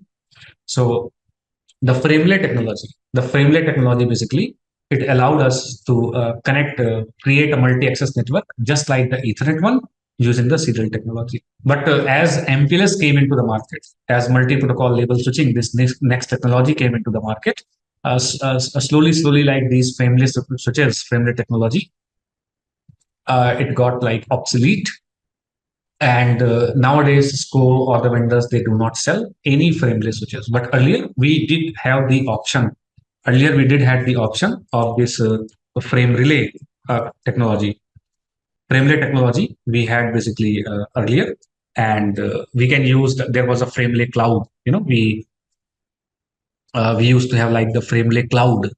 The frame relay service provider, like a frame relay cloud was there. Those service providers basically, they used to provide the branch to headquarter to the data center connectivity, like using the serial technology, point to multi-point. The frame relay was a frame relay technology was being used actually earlier. Nowadays we don't have that. Nowadays we actually do not have the frame relay technology. We do not use it. So this kind of thing is basically not possible. Nowadays, like we basically like we have here the serial. If we have connected two or more devices using the serial cable, mostly it is going to be a point-to-point technology. So serial technology is always intended. It was always intended to be used as a point-to-point technology. However, we did have the option to create a point-to-multi-point type of network using the serial one, and that point-to-multi-point network was created with the help of the frame relay technology. We used to have this thing called a PVC, permanent virtual circuit, switch virtual circuit, LMI. We used to have like we can have like DLCIs, data link connection identifier, to create hub and spoke type of topology. We used to have like these things. But since MPLS came into the market, slowly like this technology got obsolete. This packet forwarding technology basically got obsolete, and MPLS, SD-WAN, these are like more new technologies that we use in the modern day network. The main key difference between these two things: serial technology is a point-to-point technology, and this Ethernet technology is a multi-access technology. That means multiple devices can connect in the network at the same time. It means like only two devices can connect in a segment in a network at the same time. This basically means here, if I have to send the traffic from here to here, the sender and receiver, it needs to be uniquely identified. When we have to send the traffic from PC1 to PC2, the sender and receiver, they have to be uniquely identified. When we are sending the traffic from the sender to receiver, we have to uniquely identify the sender and receiver before we send the traffic, because it is a multi-access technology, multi-access network. The traffic can also go from here to here. The traffic can also go from here to here. The traffic might also go from here to there. So the sender and receiver must be uniquely identified in case of a multi-access technology such as Ethernet. And that is why in the technology such as Ethernet, we have the concept of the MAC address. The concept of MAC address allows us to uniquely identify the sender and receiver in a multi-access technology such as Ethernet. But we do not have the concept of MAC address in the serial. There are no MAC addresses in the serial technology. You can check on the serial interfaces, there are no MAC addresses. There are no MAC addresses in the serial technology. And the reason behind this is very simple, very straightforward. Serial technology is a point-to-point technology. Serial technology is a point-to-point technology. So it's obvious that if you send the traffic from here, the only place where the traffic will be received is this one. There's no point-to-multi-point connectivity. You can't even do that. So we don't require to uniquely identify the sender and receiver. That's why we do not have any concept of the MAC address in the serial technology. On the serial interfaces, we don't have any such concept of the MAC address. In case of technology such as, for example, frame relay, when we connect like multiple devices using the serial in the frame relay, they did have the concept of this thing called DLCI, data link connection identifier, which they still did not use the MAC address. There is no such concept of MAC address in the serial. Even if you are using the technology such as frame relay, they used to have this thing called DLCI numbers 101, 102, 103, 104. They will map it. They will map it. So the concept of DLCI, data link connection identifier, it was the MAC address for the frame relay kind of technology, but there was no concept of the MAC address. There is no concept of the MAC address on the serial because it is intended to be only point-to-point technology. So the point I was trying to make is that on the serial technology, we don't have the MAC address. Why we don't have the MAC address, I have just explained it. More on this, we'll talk about later on. We'll talk more about it tomorrow. We'll continue from here. We'll talk more about it like tomorrow. We'll talk about like how the packet forwarding will be done from the Ethernet to the serial, from the serial to the Ethernet and all. We'll talk about the packet flow tomorrow, and we will do a basic small lab of the same topology tomorrow. We'll continue with the discussion of the Ethernet and serial tomorrow, and we'll do a basic lab on the same. Now, I can create this topology in GNG software that we discussed in the last class. But the problem with the EVNG software is that here they have connected a serial cable, and in the EVNG, when we connect the two devices with the help of the serial cable, we will not be able to do the packet capture. Like I will not be able to do the packet capture here. In EVNG, like packet capture on the serial interface, it does not like allow that. I have like either I have to use some other OSs, but it won't allow you to do the packet capture on the serial interfaces. So from the packet capture point of view, what I will do, I will create this topology in a different software, GNS. You guys might already be aware of it. Just for this basic topology, I will use the GNS, and for the rest of the topology, I will use the EVNG as usual. And I'm using GNS because in this GNS software, like we can do the packet capture on the Ethernet and we can do the packet capture on the serial link as well. Just because of the packet capture, I'm going to use this GNS software for this topology. After that, I will always use the EVNG software. Right. So let me take a few routers. Like I'm going to take a router, like this is one router, second router. I'm going to connect them with the help of a serial cable. So serial 0 by 0 to serial 0 by 1, whatever. Then I'm going to take a few switch, like here I have one Ethernet switch as per the diagram. Then I have one more like Ethernet switch as per the diagram. And I'm going to connect this with the Ethernet switch. I'm going to connect this with the Ethernet switch. And we do have we do have like one PC, one server. So for a PC and server, I'm going to take another router. So here is one router.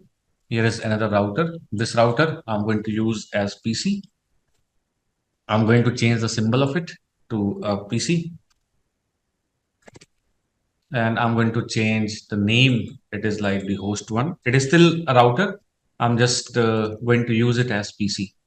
And here is going to be like server one. And this is going to be, I'm going to change the symbol of it to server. Right. And I'm going to connect this like this.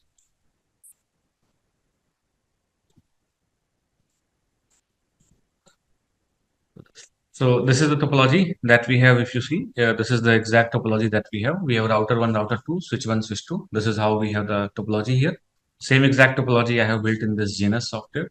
The only reason I'm using GNS is because like I want to do the packet capture, show you how the packets look like.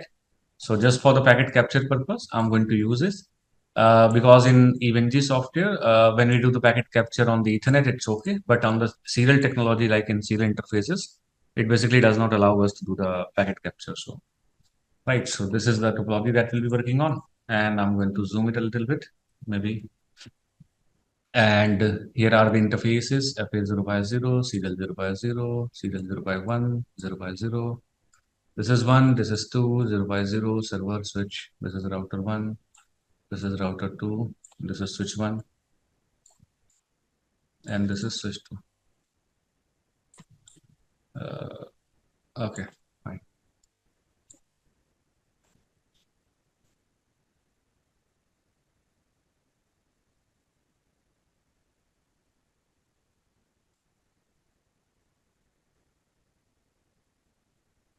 Now let's start configuring the IP address. And before we do that, let's do a packet capture on this wire. Start the packet capture. Then let's do the packet capture. This packet capture is started. Let's do a packet capture on the serial interface. So right click, on the serial wire capture. Remember, when it comes to serial interface, we have different encapsulation protocols available. Although we don't need to worry a lot about the serial interfaces, you will not see them in the labs and all. So here on the serial interface, we have protocols such as SDLC, Triple P, frame relay. The default encapsulation protocol on the serial interface is SDLC. So I'm going to select SDLC here because I know that all the packets will be encapsulated via SDLC and then they will be sent to the next device. So here we have done the packet capture. And final packet capture that I'm going to do here. So this is like third packet capture. So on the Ethernet technology, ARPA, the protocol named ARPA is responsible to perform the encapsulation. And on the serial technology, by default, SDLC protocol is basically responsible to perform the encapsulation. Now this is as much as detailed as I can go. So let's start with host number one. Host number one actually is just another, it's just another router. So I'm going to use it as the host. So this is host number one, configure terminal. The very first thing I'm going to do is IP routing. I'm going to disable this IP routing. I'm going to disable the IP routing so that this machine does not act as the router. This machine just acts as an end user, as a PC. It just acts as the end device. It just acts as the end user. So I have disabled this IP routing. I have used the command no IP routing. That means this device will be used as a basic device like PC and all. Then now understand this. As soon as I configure the IP address on any interface FA0 by 0, as soon as I configure the IP address on any interface, as per the diagram, as per the topology, we have to configure the IP 192, where is this? 192.168.1.2/24, and the MAC address has to be like 1111111. Incorrect, but anyway. So what I'm going to do, I'm going to put a random MAC address here. First of all, MAC, I can change the MAC address AA, double B, double A, double B, double C, double 0, and 1000 maybe. This is the MAC address that I'm going to configure on the interface. This is the format in which the Cisco devices accept the MAC address. The format is like 16, 16, 16. So 4444, then 4444, then 4444. So 4 bits, 4 bits, 4 bits, 4 bit, like 4 character, 4 character, 4 character, 16, 16, 16, and separated by a dot. This is the format for Cisco devices that they take the MAC address. So MAC address double eight. I have changed the MAC address. Purposefully, I have changed the MAC address of this interface. I didn't need to do that, but just for a few things, I have changed it.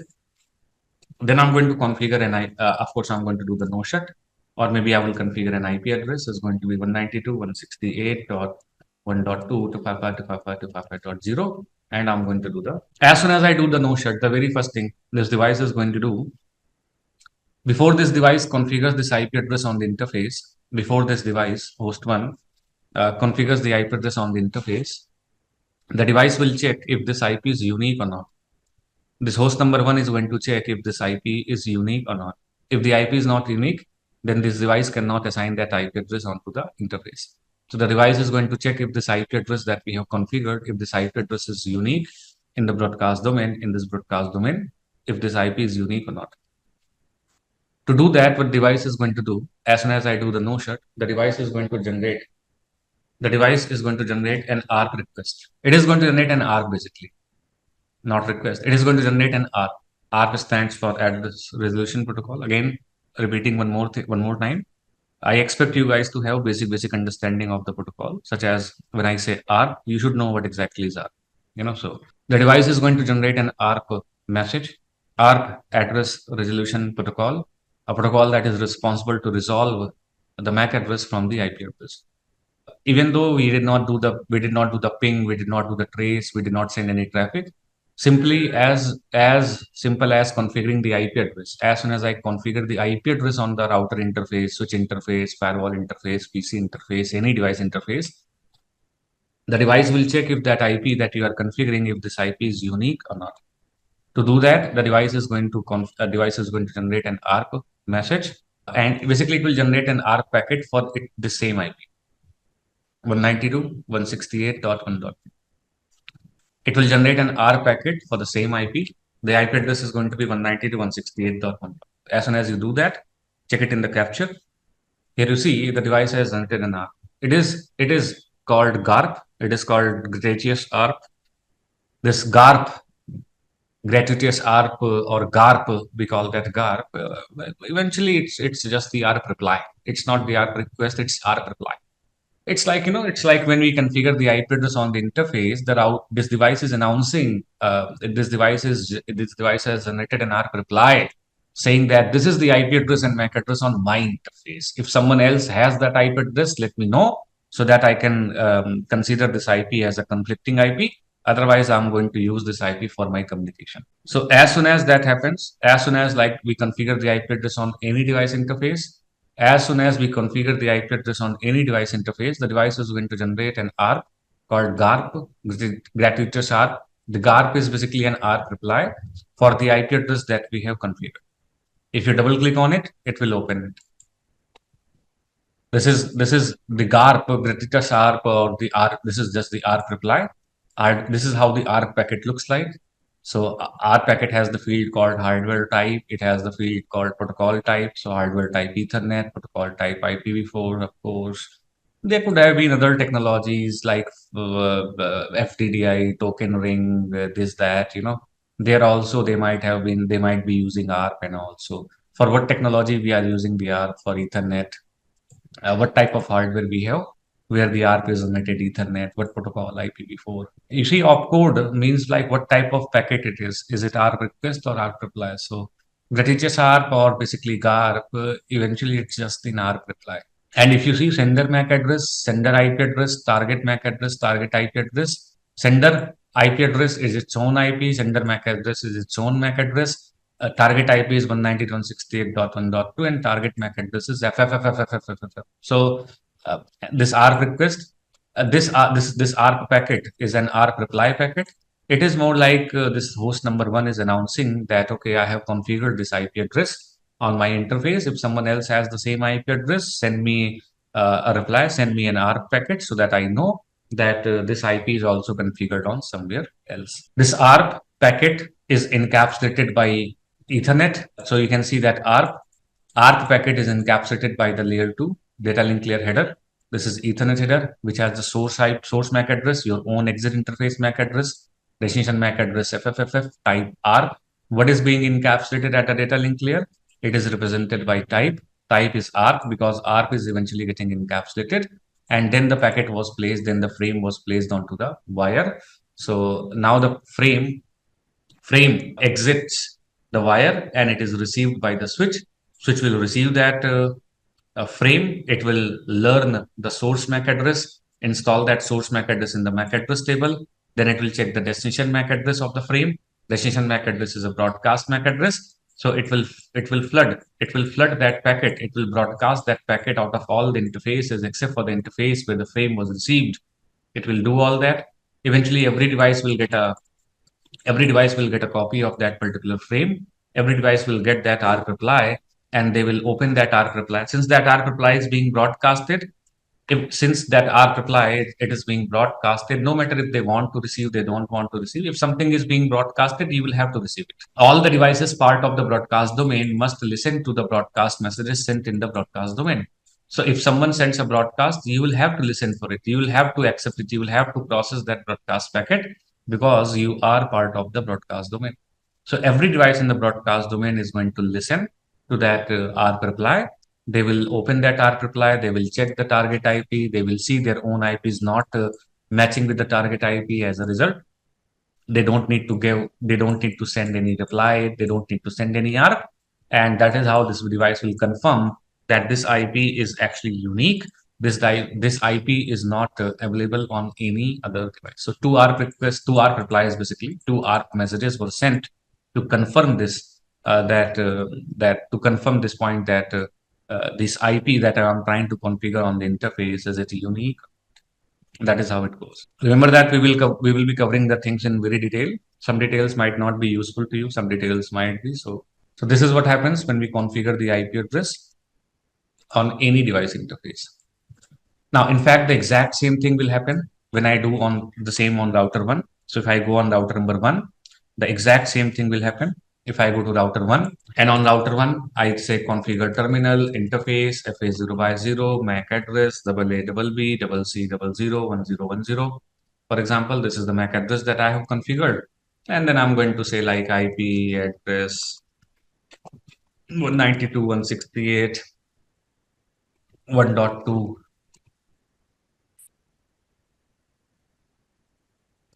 Now, as soon as I do the no shut, same process will happen again. As soon as I do the no shut, the device is going to generate an ARP. Now, as soon as I do the no shut, the device is going to generate the ARP reply.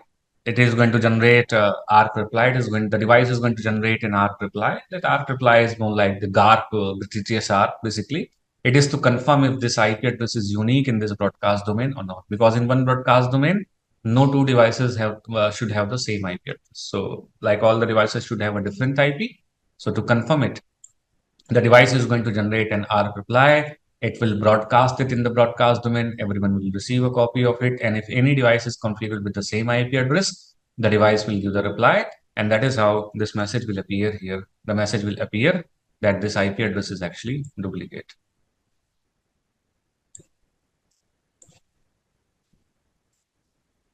Check the packet captures again. So now if you check the packet capture, same exact thing as soon as we configured. As soon as we configured the IP address, we can see the device generated an ARP reply.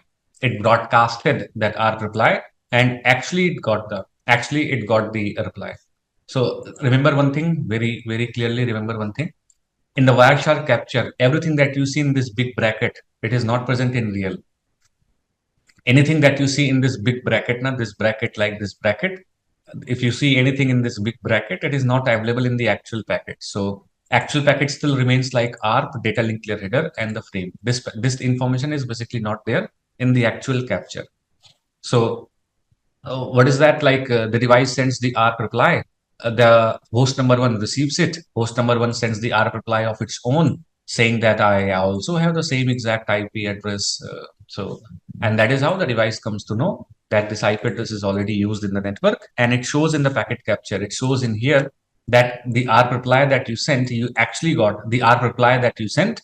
You actually got the ARP reply from somewhere else as well. So it says that duplicate IP configured. This is not present in the real packet. Like this is just for your like knowledge. In the Wireshark, they show you like that. So it's more like telling you that the ARP reply that you sent, the GTCSR, the GARP message that you sent, you actually got a reply this time for that, which indicates that a possible duplicate use of the IP address is there in the network. Right. So, and you will keep getting this duplicate IP, duplicate IP, duplicate IP. The device is not able to configure the IP address on the interface. Show IP interface brief FA0 by 0. You can see the same IP address that we have configured here. The same IP address is also configured on host machine. So on both the machine, we are getting the message duplicate address, duplicate address.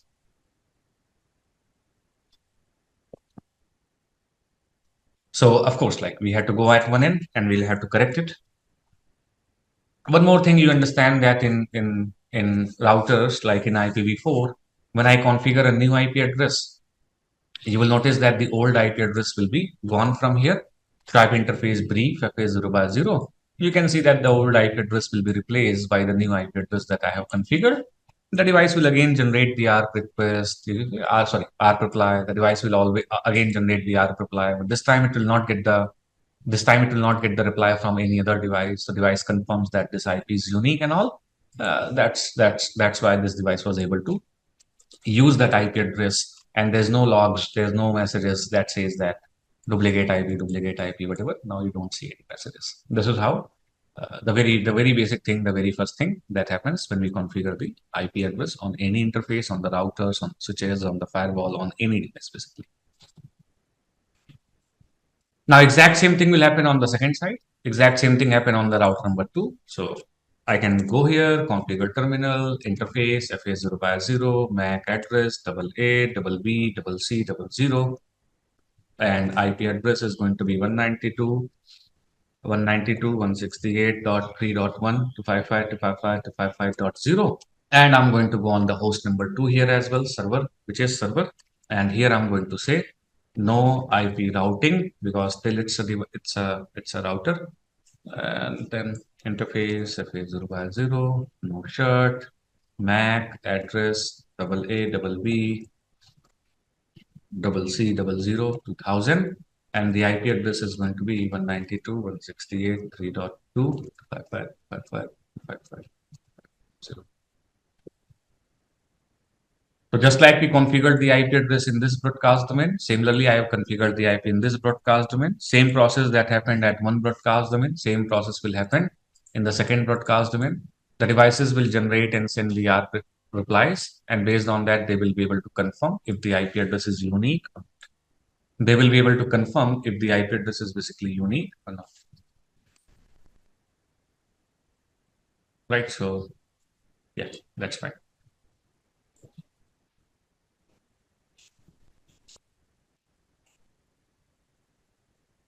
Okay, so to revise a little bit, to detect the use of duplicate IP in a broadcast domain in Ethernet technology, we use this concept of ARP, especially called GARP, gratuitous ARP, which is eventually an ARP reply for its own IP address. When we configure an IP address on the device generates an ARP reply telling everyone that I have this IP address configured, on my router, on my interface. So do you have the same IP or what? So far, any questions? Let me know. So do we get to see these serial interfaces in modern day network? No, mostly not. Like if you're still like if someone is still using those CSU, DSU, or those serial technology, then only you will see these. Mostly like since Ethernet is a very popular technology nowadays as a WAN technology, Ethernet standards have evolved a lot. So rarely, I would say like minimum to no users you will see of the serial interfaces. Earlier, like for example, if I talk from the lab exam point of view, earlier in the lab exams, like older lab exams, they did have the serial interfaces, but in the current exam, they don't even have the serial interfaces. So it's pure Ethernet now. Okay. Which brings me to one question. Again, if like I will keep asking you guys a few questions. If you know the answer, then it's fine. If not, then you can just try to find the answer for that questions. Basically, I will not answer that, so it will be your responsibility to find the answer of those questions. Now, the question is the process that we did here, the ARC process that happened here, R process that happened here. What will happen here? What will happen here? How duplicate IPs are avoided in the serial technology? How duplicate IPs are avoided in the serial technology? Remember in the very last class, I told you that on a serial technology is a point-to-point technology. We don't have any MAC address on the serial interface, but I did not say anything about the IP. So if I don't have any MAC address on the serial interface, that means I don't have ARP on the serial interfaces. If you don't have the ARP on the serial interface, how will you be able to detect the use of duplicate IPs on serial interfaces? Even though they are not very relevant to modern day network, but still. If you know the answer to this question, let me know. I think it's serial ARP. Okay. So anyone else? All we have to do to find the answer to that question, just do the packet capture, configure the IP here, configure the same IP here, check the packet capture, you will get the answer. So if you are aware of the answer, then it's okay. If not, then just do the packet capture and get to know like how that happens in the serial technology. I'm not going to do that, of course. So interface serial 0 by 0, then I'm going to do the no shut, and IP address is going to be 192.168.2.1 to 55 to 55 to 55 to 52. As per the diagram, as per the topology, that is the IP that we have to configure on the serial interface. And on the other side of the serial interface, which is router number 2, here what we have to configure, here we actually have to configure the similar kind of IP on router 2, serial 0 by 1. Do we have like interface serial 0 by 1? Sorry, it is going to be no shut, it is going to be IP address 192.168.2.2 to 55 to 55 to 55 to 52. So on the serial interfaces, actually, we don't have the MAC address, so we don't have like any need to resolve the IP MAC address from the IP address and all. So we don't have ARP. So do we have like any such any relevant, like just like we have the GARP, do you have like any such concept in the serial as well? So if yes, then what exactly? Just do the packet capture and find that out. I'm not going to confirm if the answer was correct or not, but just do the capture and find out. Right. So now we are done configuring the IP address on all the interfaces everywhere. We have configured the IP, and now what we have to do, we have to do a ping from the PC, from the host machine 1. Here from here, I need to do the ping 192.168.3.2, and we have to talk about the packet flow. So if we do the ping, then how the packet, if you do the ping and the ping is not getting successful, ping is getting failed and all. So how the packet is flowing in the network, what is the packet flow actually, how the packet flows in the network, that now we have to talk. So when we use this ping, when we use this ping actually is a ping is more like a utility packet internet grouper. Ping is more like a tool that we use to detect the reachability, that we use to find out the reachability to a certain destination. Let it be like the IP address, let it be a name, whatever. So ping is more like a utility. Ping is more like a tool that we use to actually find out the duplicate. We use to find out the reachability to a certain destination. Ping itself uses a protocol called ICMP. So when we do the ping process on the device is going to generate an ICMP packet, and that ICMP packet is going to be echo request. ICMP echo request packet will be generated. An ICMP echo request packet will be generated. This ICMP echo request packet includes a few fields, which we will see in the capture. ICMP echo request packet will be generated. ICMP is a layer 3 protocol, which means like the ICMP packet, once the ping process generates the ICMP packet, this ICMP packet will be sent to layer 3 for further processing, where it will be encapsulated by the layer 3 protocol. In our case, it is going to be IPv4. Since we are using IPv4, the packet is going to be encapsulated via the IPv4, which means like the IP protocol is going to add the IP protocol is going to add the IP header. In the IP header, there are a lot of fields. The fields that are useful to us: version, IPv4, source IP, 192, source IP. We did not specify the source IP. We only specified the destination IP. Destination IP is 192.168.3.2. We do not specify the source IP. Remember, whenever you do the ping, trace, telnet, SSH, whenever you do any such like connectivity test like ping, trace, telnet, SSH and all, and you do not mention the source IP. Always remember, the source IP will always be the IP address of the exit interface towards the destination. Whatever interface is used as the exit interface, whatever interface is being used as the exit interface, whichever interface is being used as the exit interface, that interface IP will in fact act as the exit interface IP. It will act as the source IP for that particular packet. So source IP is going to be 192.168.1.2. Source IP 192.168.1.2, destination IP 192.168.3.2. A protocol number is going to be 1. Protocol number defines what is being encapsulated. Since ICMP is being encapsulated, ICMP has the protocol number 1. So the protocol number is going to be 1 here. So since ICMP is being encapsulated, the protocol number is going to be 1. Other fields are there as well, such as TTL and everything. So TTL will be there. TTL is going to be like 255. Then there will be this field called header checksum, some checksum value to detect the errors in the content of the headers. So some other fields will be there. Only the useful field as of now, the useful fields that are there, I have written them down. Now, right here, right at this point, when the packet is received, by this IPv4, when the packet is received by this IPv4, this IP process is going to check the source IP and destination IP, and will find out based on the source IP and destination IP, the network layer, the IP is going to find out these two devices, do they belong to the same network or do they belong to the different network? Based on the source IP and destination IP, the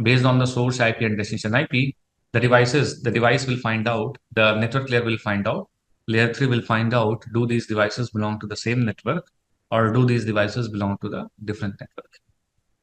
Because if the devices belong to the same network, we can reach to those devices directly. We don't need to go to any default gateway. But if the devices belong to the different network, then the packet has to be sent to the default gateway. Since in our case, the source IP and destination IP belong to different networks. Source IP is 192.168.1.2, destination IP is 192.168.3.2. Since in our case, the source IP and destination IP, it belongs to different network, the packet needs to be sent to the gateway.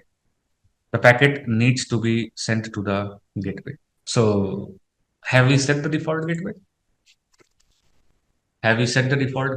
Default gateway is not set.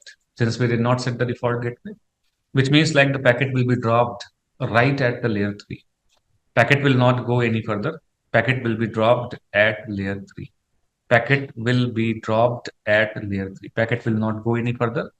Packet will be dropped at layer 3. So packet will be dropped at layer 3. So if the source IP and destination IP belong to the same subnet, then the packet doesn't need to go to the gateway. So it doesn't matter if you have set the default gateway, you have not set the default gateway.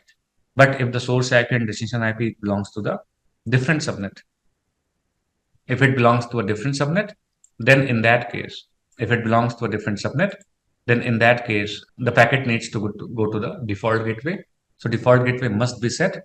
Since we did not set the default gateway, the packet will be dropped. So configure terminal IP default gateway 192.168.1.1 is going to be the default gateway. Same exact thing we also had to do on the server.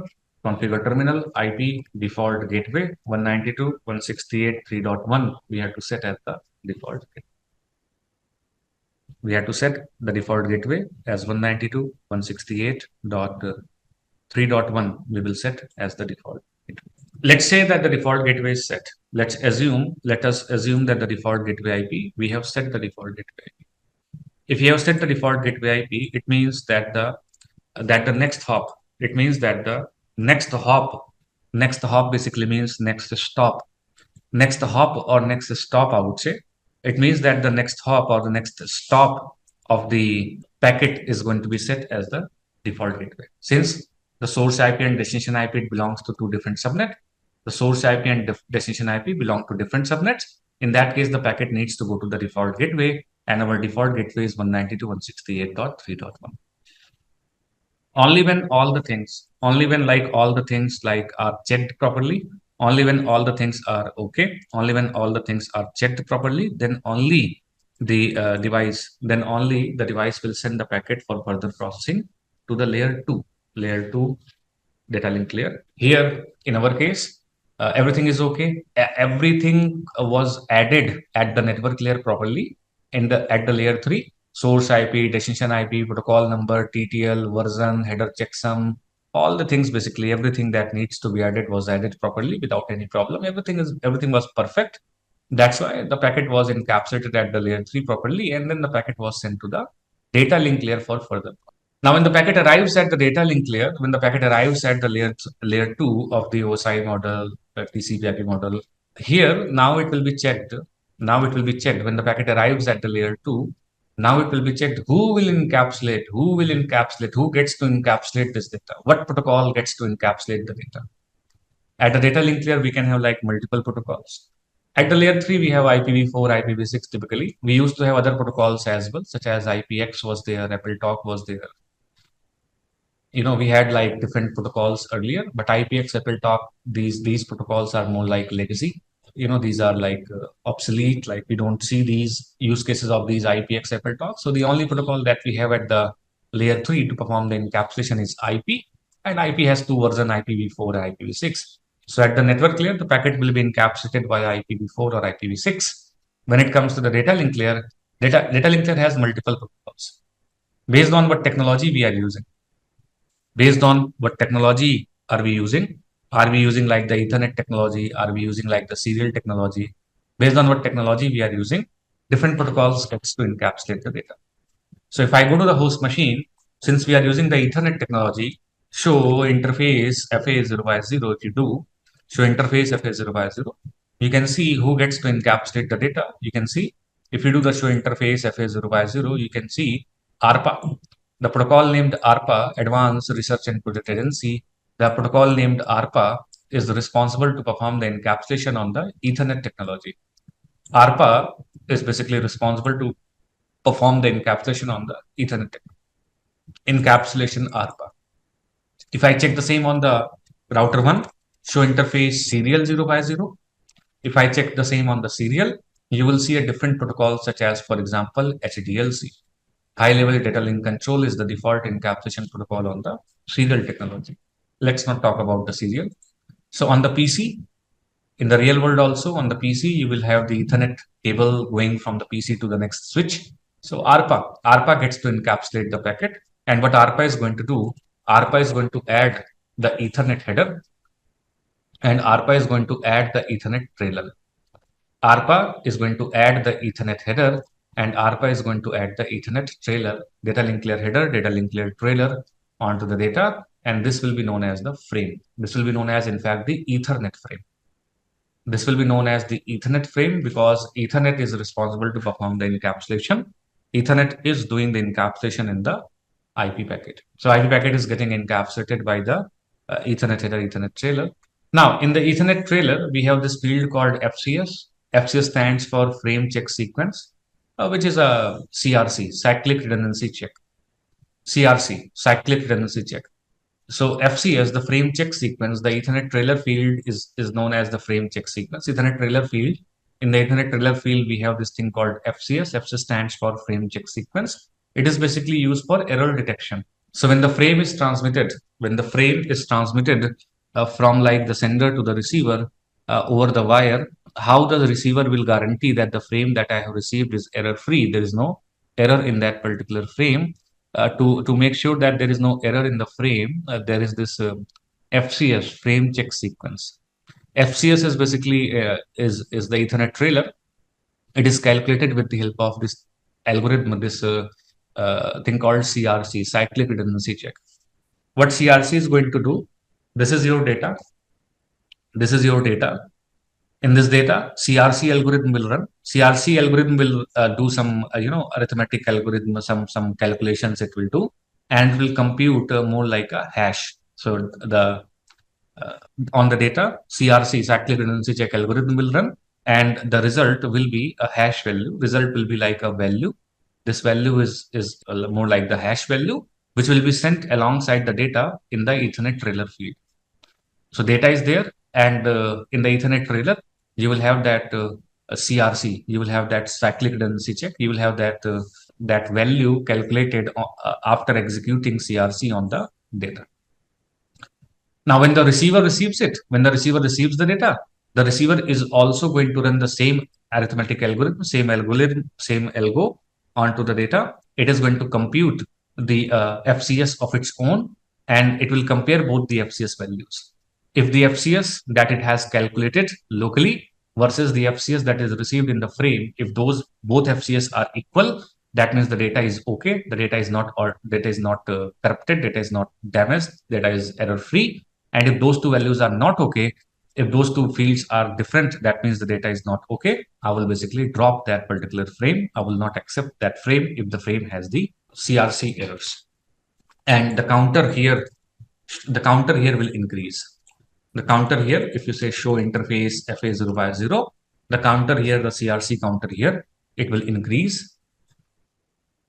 Do you see anywhere CRC counter, CRC here? So the CRC counter will increase, representing that the frame that we have received, it contains error because of cyclic redundancy check. This is what happens in the backend.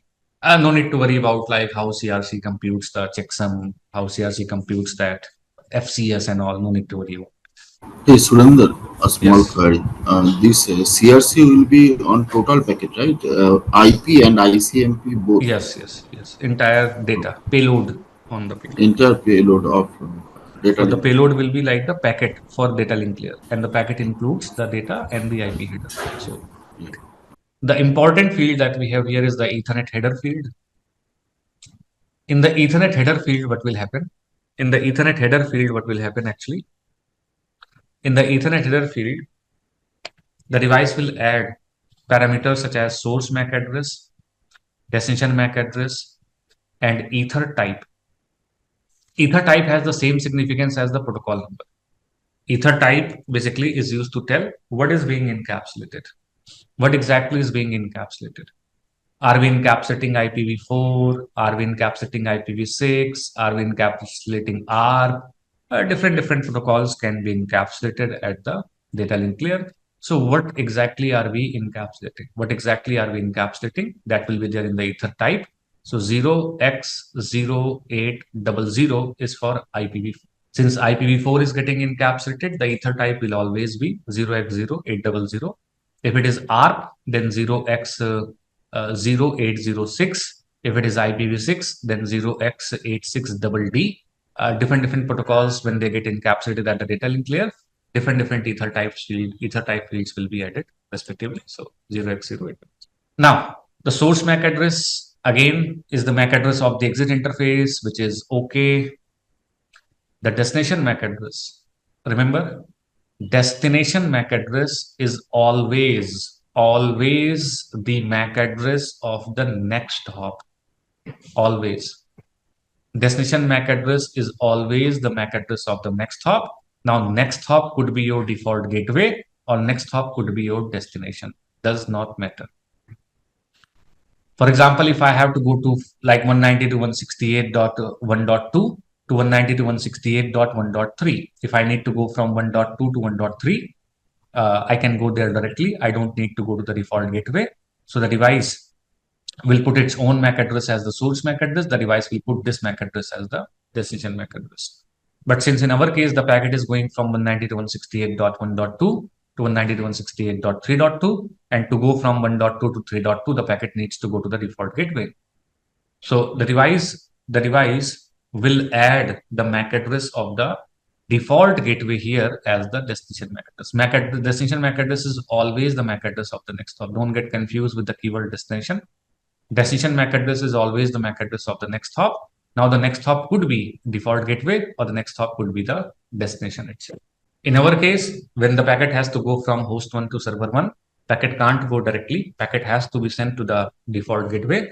So the MAC address of the default gateway has to be added here. The MAC address of the default gateway will be added here as the destination. Now, unfortunately, unlike the IP, I know the destination IP. Why? Because I'm doing the ping to that. I know the destination IP. That is fine. I know the destination IP. Why? Because I'm doing the ping. While doing the ping, trace, telnet, SSH, this, that, we specify the destination IP. But of course, we don't specify the destination MAC address. So the issue here is that I have like everything, but I don't have the destination MAC address. If you don't have the destination MAC address, the packet cannot be encapsulated. If you do not have the destination MAC address, it means the packet cannot be encapsulated at the data link layer. Hence, the packet will be dropped at the data link layer. The packet will be dropped at the data link layer. At any layer. If the packet cannot be encapsulated, packet will be dropped. If the packet was not encapsulated at the layer 3, it will be dropped. If the packet could not be encapsulated at layer 2, it will be dropped. If the packet could not be encapsulated at layer 4, it will be dropped. Simple. It's not like the device will put FFFFFF as the destination MAC address and send it. It's nothing like that. Could have been a possible option, but no. Since the sender IP, destination IP is a unicast IP.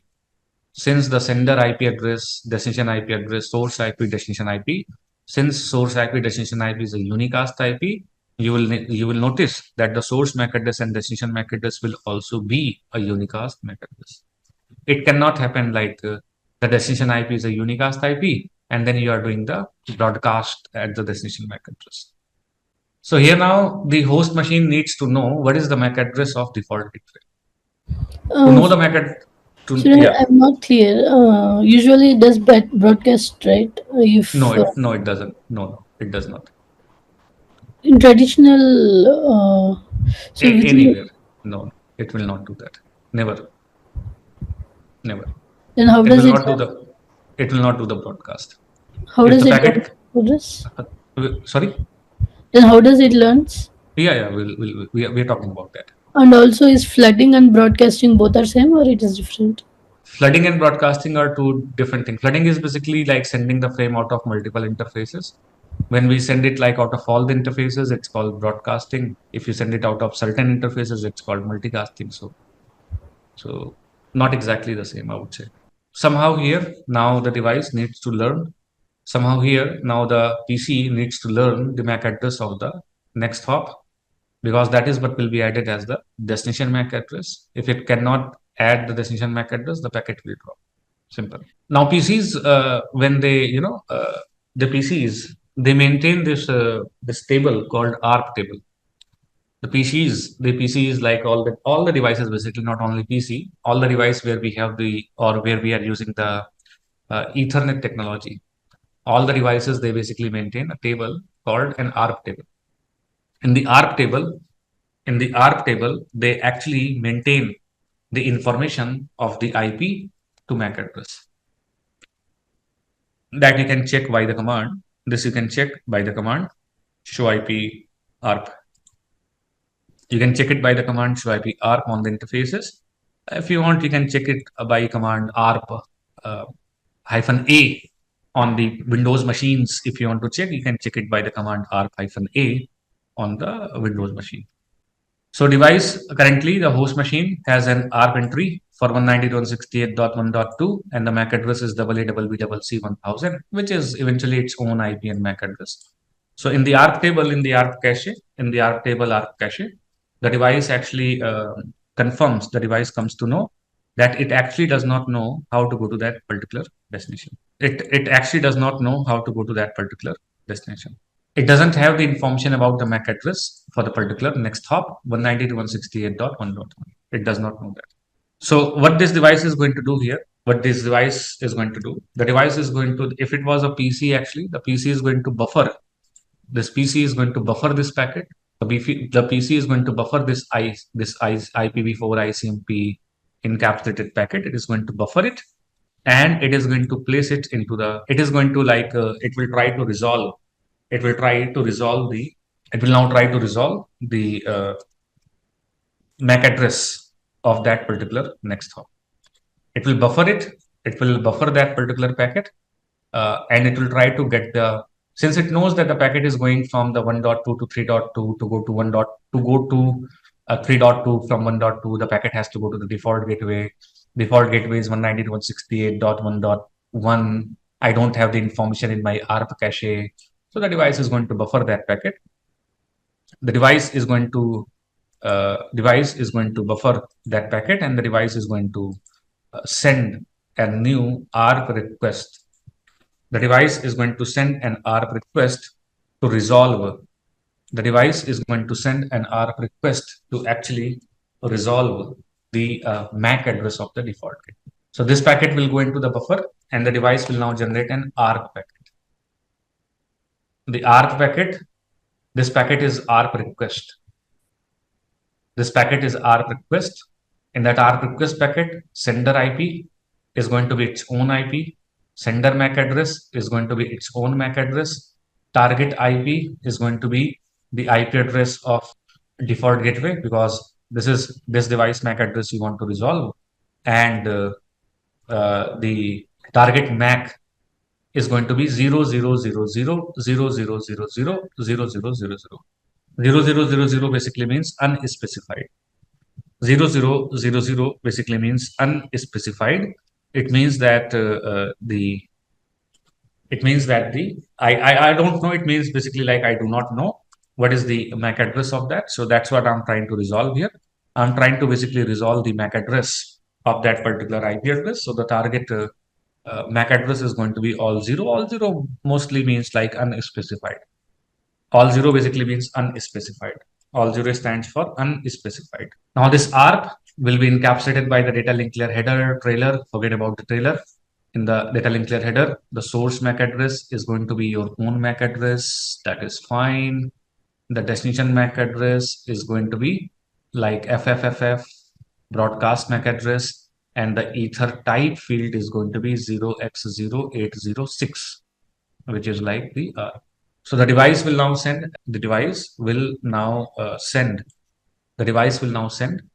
an ARP request out of the interface FA050 towards the switch number 1.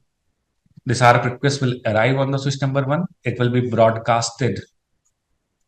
A copy of that packet will be sent out of all the interfaces except for the interface where the frame was received. Out of all the devices, this copy of this ARP request will be sent. Everyone will accept that broadcasted packet. Everyone will need to process that ARP request packet. Everyone will accept that ARP request packet. When they receive the ARP request packet, they will decapsulate this data link layer header. From here, they will come to know that the packet belongs to ARP. So the devices will forward that packet for further processing to the ARP process. The ARP process will process the packet on all these devices. Everyone will check the target IP. Target IP is 192.168.1.1, which is not any of these machines' IP. So all the devices, they are going to drop that ARP packet. The ARP process is going to drop that ARP request because actually the target IP is not matching with its own IP address. The only device that will successfully be able to receive and process that ARP request will be the router number 1. Since when the ARP request was received, the target IP is matching with my own IP address. That means this ARP request is for me. It means that this ARP request is actually for me.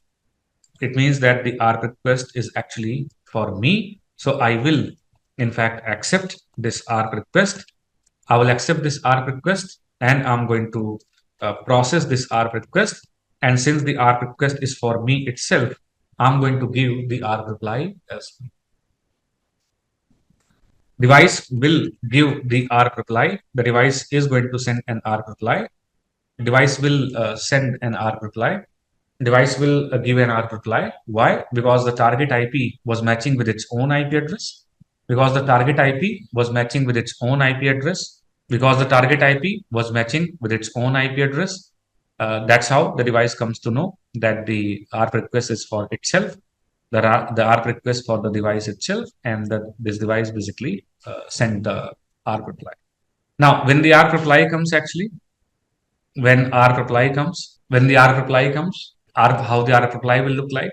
The ARP reply will be like sender IP, its own IP address, that is 1.1, sender MAC address, its own MAC address, that is 1010, target IP is going to be the IP address of the device who sent the ARP request, and the target MAC is going to be .1000. And then data link layer header, sender MAC address is your own MAC address. The destination MAC address, the destination MAC address is going to be the MAC address, and the ether type is going to be 0x0800. 806. Understand there is a difference between the destination MAC address and the target MAC address. When the ARP reply comes, then this device will come to know what is the MAC address associated with my default gateway. 1.1's MAC address is basically 1010. This is the MAC address of my default gateway, and I'm going to store it. The device is now going to store that information. The device will store this information. The device will store this information for 4 hours. So this ARP information will be maintained the ARP information will be maintained in a cache for 4 hours. So for next 4 hours, if this device does not need to, for the next 4 hours, the device does not need to send like any ARP request. The device will maintain this information. The device will maintain this information in the ARP cache for the next 4 hours.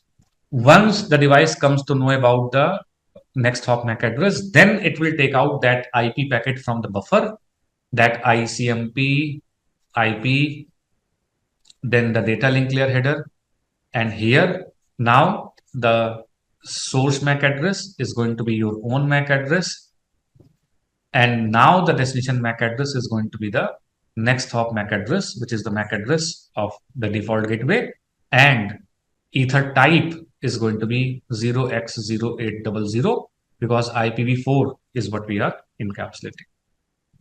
4 hours, it is 4 hours. ARP cache is maintained for 4 hours. ARP cache is maintained for 4 hours. MAC address table is maintained for 300 seconds. The packet will exit this wire. It will be received by the switch. Switch will forward that packet here towards the router number 1. Why? Because when the ARP process was happening, switch was able to learn the MAC address. It knows that 1010 is reachable out of the interface 1. It knows that 1000 is reachable out of the interface 2 switching part. When you cover in the switching, you will know that. So now that IP packet is received finally by the router number 1. Now that IPv4 packet is received by router number 1. When the router 1 receives that ICMP packet, the very first thing, a router is going to run the checksum on that particular packet, particular frame, I would say. When the frame is received by the router 1 interface, the router 1 is going to run the CRC, cyclic redundancy check, to find out if it has to accept that packet or not. Because if the frame contains any error, if the frame was corrupted during the transit, if the frame was, let's say, for example, corrupted during the transit, if the frame was corrupted during the transit, then I do not need to accept that particular frame. But since like the device will check, device will perform on the data, device will run that algorithm CRC to calculate the frame check sequence. When the receiver calculates the FCS, it will compare it with the FCS that was sent in the packet. If both the FCS are same, that means the frame is okay, frame is error free. It is basically okay to accept that particular frame. So it will accept that frame, and then it will decapsulate that frame. It will read the data link layer header. It will see that the destination MAC address is actually my own MAC address. Since the destination MAC address is the MAC address of the receiving interface, since the destination MAC address is my own MAC address, that means this frame is for me. If the destination MAC address was something else, I would have dropped that particular packet. Since the destination MAC address is MAC address of my own receiving interface, that's why I have to accept that particular frame. And then it will check the ether type. From here, it will come to know that the packet belongs to IPv4. Ether type 0x0800 lets you know that the packet belongs to IPv4. So packet will be decapsulated, and it will be handed over to IPv4 for further processing. IPv4 receives that packet. And then the IPv4 is going to, the IPv4 process on the router is going to check the destination IP. The destination IP is 192.168.3.2. Now 192.168.3.2 is not the IP address of a receiving interface. And also it is not the IP address of any other interface. It's not the IP address of this, it's not the IP of this, it's not the IP of this, it's not the IP of any interface actually. Because remember, if there was a loopback configured, and the IP address belonged to that loopback, remember that any packet that is sent to the loopback, it is the responsibility of the router to process that packet and give the reply and everything. Loopbacks are more like software-only interfaces. If you try to ping to this particular IP address, which is 192.168.2.1, whatever, if you try to ping to that IP address, in that case, the packet will be received and replied by the router itself, because this IP is available on the router. So the IP address is 192.168.3.2, which is not the IP address of the receiving interface. It is neither the IP address of the receiving interface, nor it is IP address of any other interface on the router, which means the packet actually does not belong to the router. At layer 2, it looked like the packet belongs to me, because the destination MAC address was my own MAC address. But when the packet was sent for further processing to IPv4, when the destination IP was checked, the device comes to know, the router 1 comes to know that the packet does not actually belong to this particular device. The packet is not for the router 1 itself. So at the point now, the router 1 will check. Router 1 can drop that packet, by the way. Router 1 can drop the packet 192.168.3.2 for that destination. It is not my own IP. It is not the IP address of any of my other interface. In short, basically, the packet doesn't belong to me. I will drop that packet. But I will not drop that packet because I am a router and it's my responsibility to perform the routing from one network to another network. So let me see if I can route the packet from 192.168.1.2 to 192.168.3.2 or not. And again, just like I said in the last class, to see if the packet can be routed or not, the router 1 is going to check its own routing table to find out a match. Show IP route, the router will check, do I know how to go to 192.168.3.2? Unfortunately, router number 1 does not know how to go to 192.168.3.2 since there is no route, present. Since there is no route present to go to 192.168.3.2, now the packet will be dropped. Router must have the route in the routing table. Router do not have the route in the routing table. Remember, by default, routers, they only have directly connected network information in the routing table. As soon as we configure the IP address on these interfaces, as soon as I configure the subnet mask on these interfaces, the router will automatically calculate the network ID, subnet mask, and it will install those routes in the routing table as directly connected. Routers, by default, they know the directly connected network information, but the router 1 currently has no idea how to go to 192.168.3.2. Since there was no route present to go to that destination, the packet was basically dropped. There was no exact route, and also there was no default route.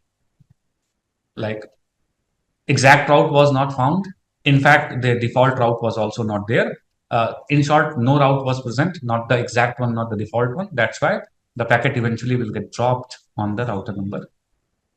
Routers must have the route to reach to the destination. If they don't, the packet will get dropped. You can check it, by the way. Now you can go to the host machine, ping 192.168.3.2, enter. You don't get any reply. Unreachable. Unreachable. And if you take a look at the packet capture, the very first thing that happened, if you notice, ARP. The very first thing that happened is the ARP, of course. So ARP, you check this ARP. Who sent this ARP message? This is ARP request. Expand it. So hardware type, Ethernet, protocol type IPv4, opcode 1, which means ARP request, sender MAC address, sender IP address, target MAC address, target IP address, exactly what we discussed. This is the ARP request packet, got encapsulated by the data link layer header, source MAC address, destination MAC address, and the ether type.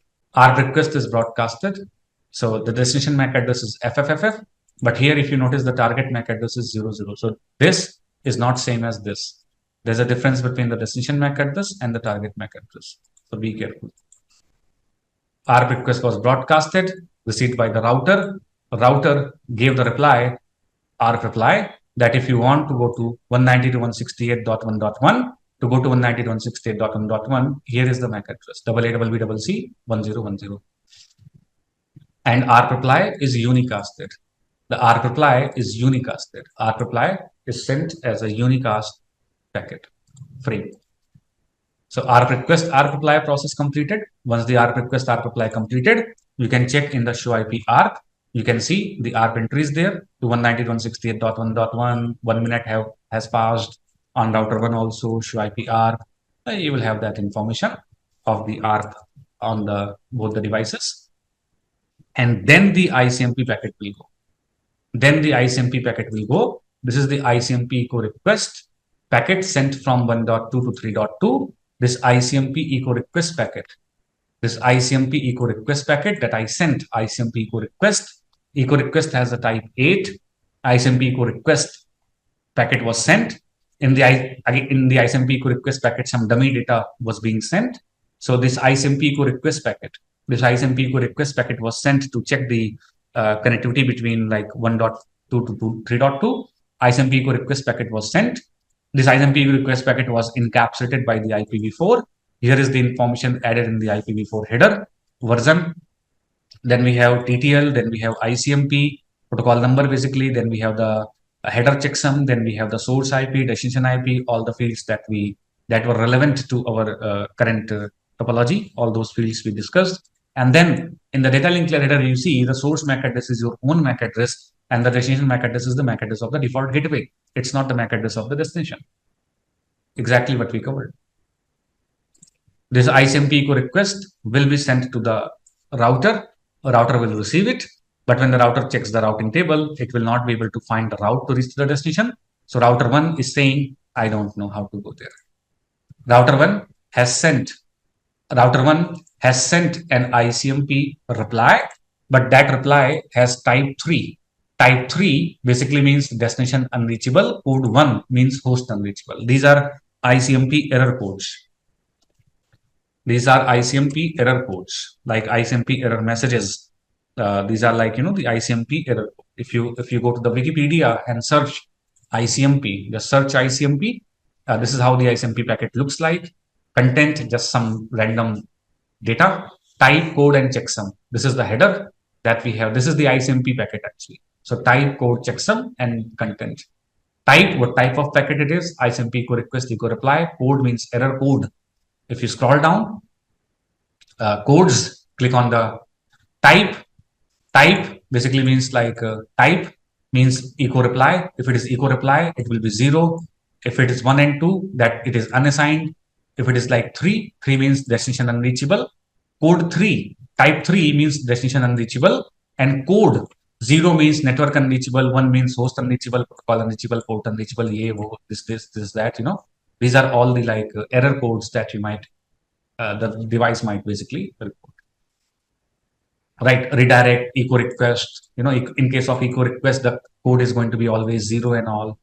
So different like ICMP codes and types are basically here. ICMP message type and the code. So you got a reply from the router with the type 3. You got an ICMP type 3 message, which is not the reply. You got the ICMP type 3 message. The ICMP type 3 message is basically ICMP type 3 message is basically an error message saying that host is unreachable. So this ICMP packet that you sent to me,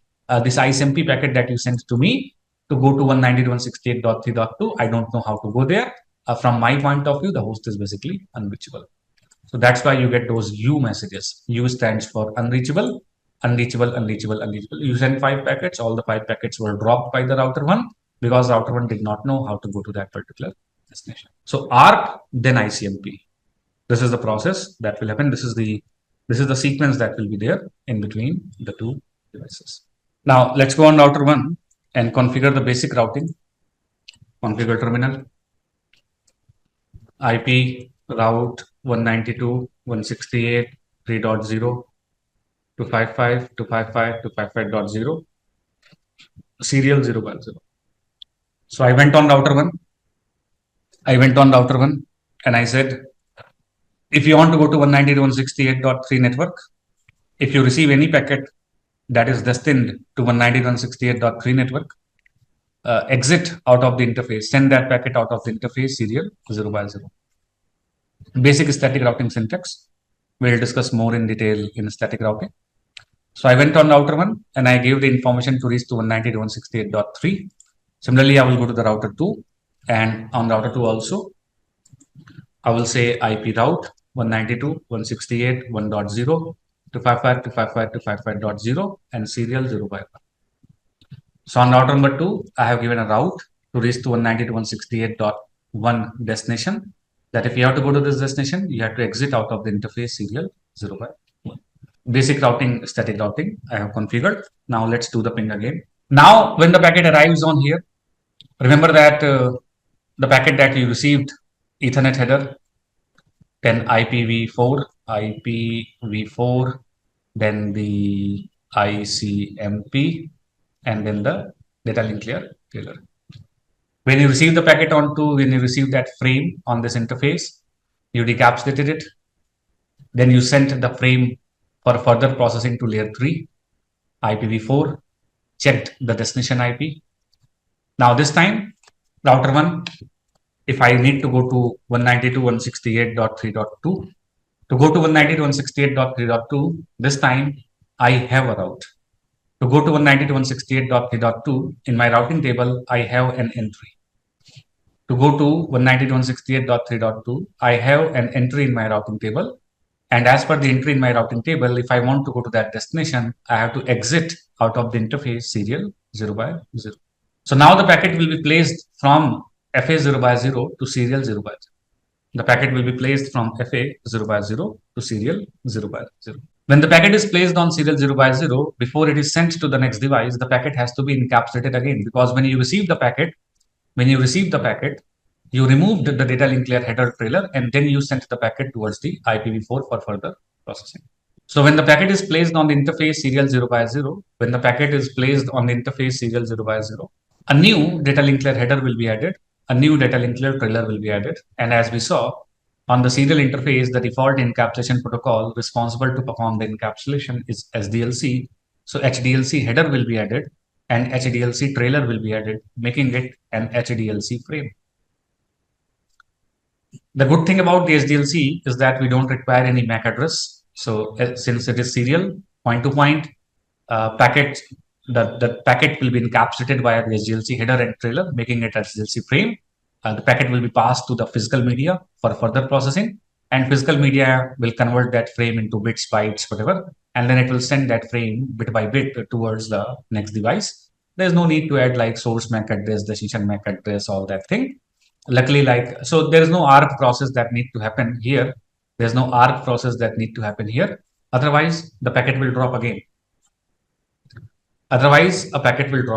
Because now when the packet is routed,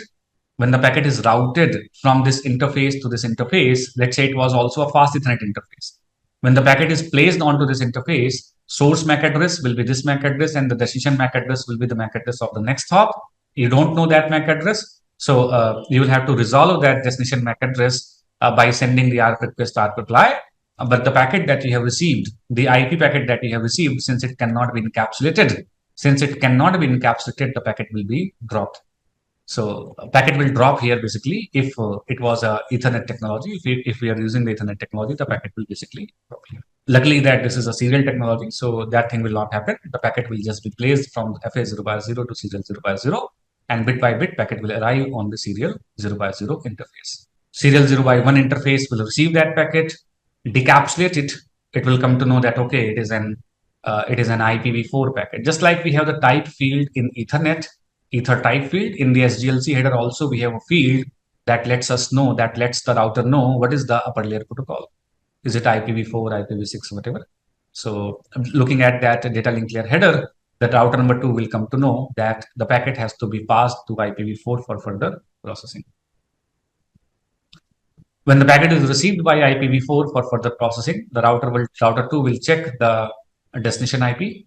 Destination IP is 3.2, which is not the IP address of the receiving interface, and which is also not the IP address of any other interface available on the router.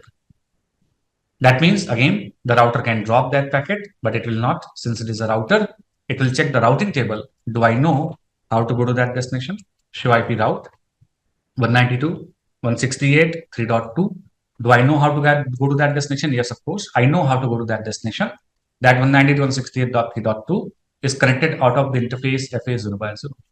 So the packet will be placed from serial 0 by 0 to FA 0 by 0.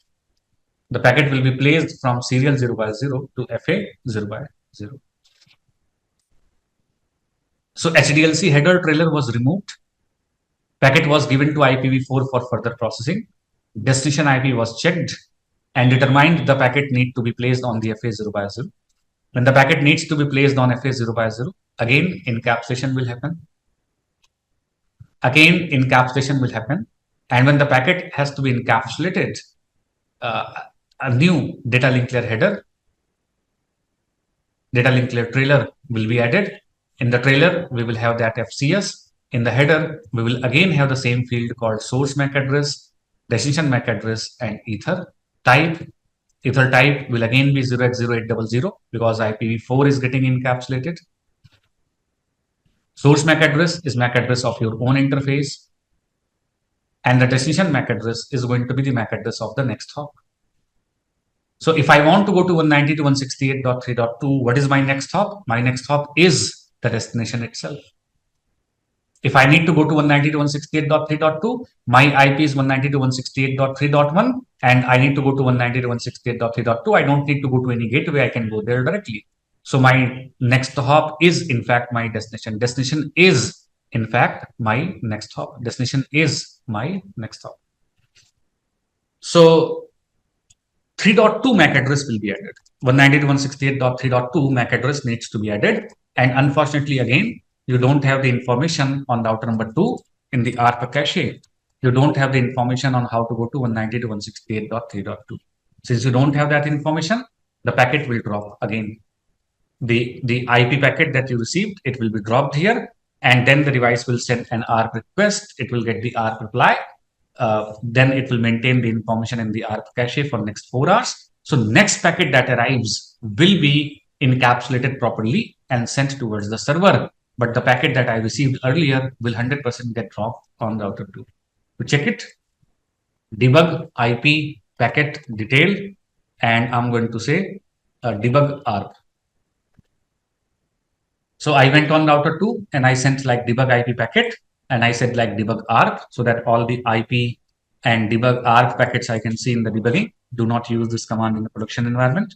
And now let's do the ping from the host machine one more time. This time we do have the routes and all. This time we do have the routes and everything. So when I do the ping, you can see the packet, basically one packet got dropped here. The rest all the packets were successful. And we actually got one packet drop because it is not a Ethernet technology. If it was Ethernet technology, then one will get dropped here and one will get dropped here. So 2 packets will get dropped because I don't know what is the next hop MAC address. So I need to resolve that next hop MAC address. So the existing IP packet that I received will be dropped. When I receive the packet here, I need to go to this destination. I don't know what is the destination MAC address. So I need to resolve the destination MAC address. For that, I need to send the ARP request, ARP reply. But meanwhile, the IP packet that I have received, I cannot forward that IP packet. That means the packet will be dropped. You can check it in the capture as well. Here. Check it in the capture. Check this in the capture. So here, source IP 192.168.1.2, destination IP 192.168.3.2, source interface, destination interface, like exit interface, routed via routing information table. What type of packet it was? It was an ICMP type 8, means echo request packet.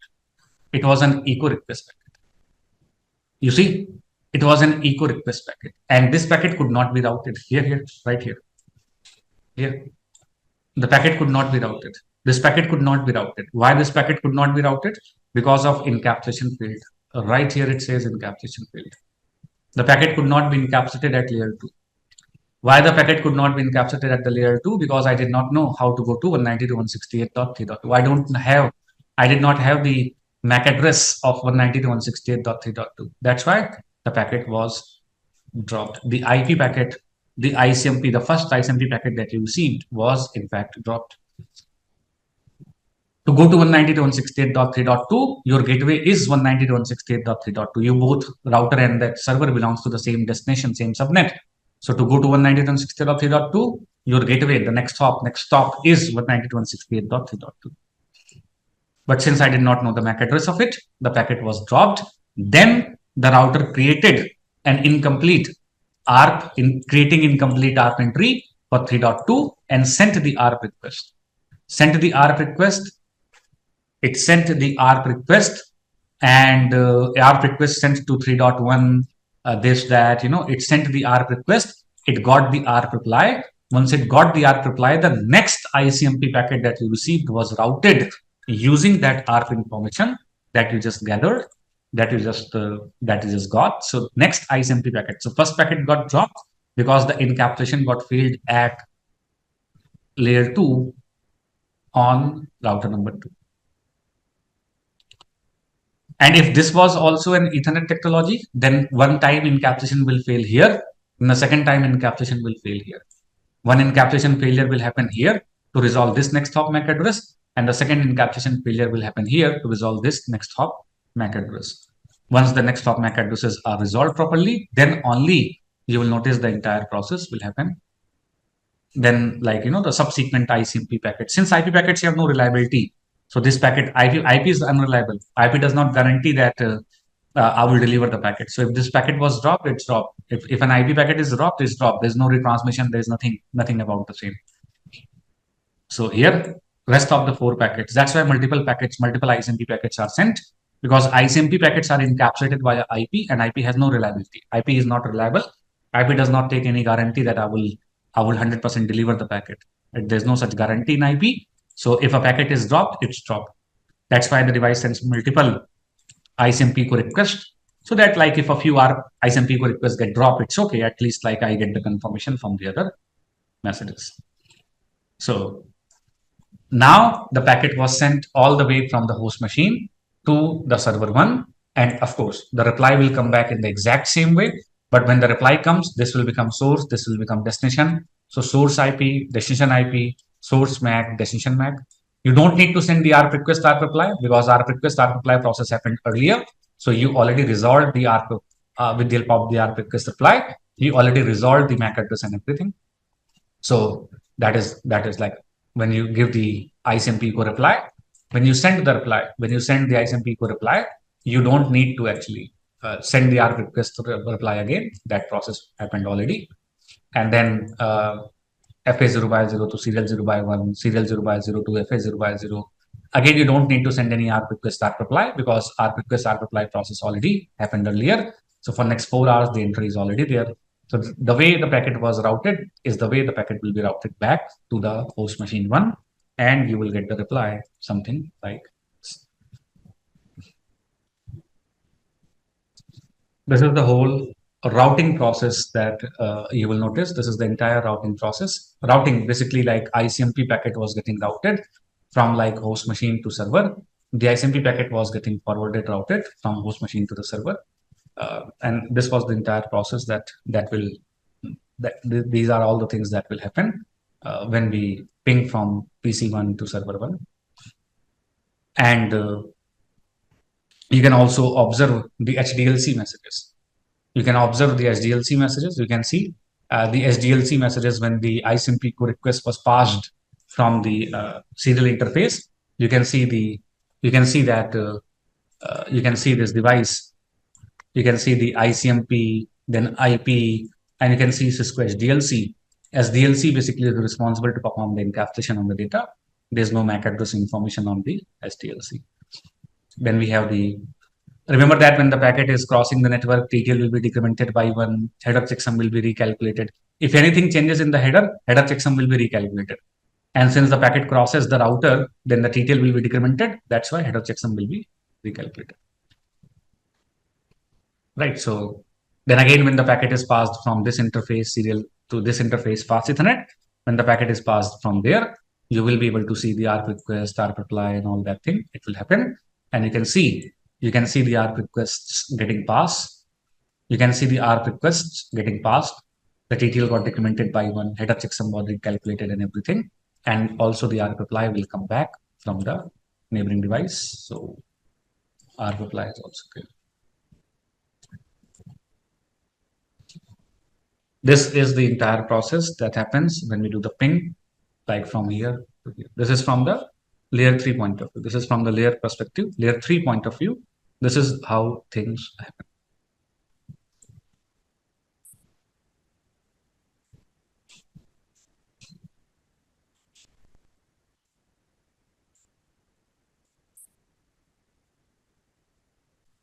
This is what happens. And remember, like, when we run protocols such as EI, GRP, you don't see that encapsulation failure and everything. You don't see that. because when we use protocols such as EIGRP, they keep sending the messages and all, so they resolve the next hop MAC address automatically. When we use the real PC sends some traffic towards the gateway always, like some Windows update, and some traffic is always sent from the machine to the router, so the gateway MAC address will be resolved already. So like you might not notice the drops. You do the ping will be successful because you already have the gateway MAC address, you already have the next hop MAC address, you already have the destination MAC address. Everything is there basically. So you might not notice that the packet is getting dropped, but if everything is idle, like we have not sent any packet and the packet is getting sent for the very first time, 100% you will notice a few drops. Now to create the problems, what they might do, they might go to the router to create the problems, show IPR, create the problems. What they might do, ARP, like ARP 192.168.3.2, double A, double B, double C, double 0, and 2000 ARPA. So they might to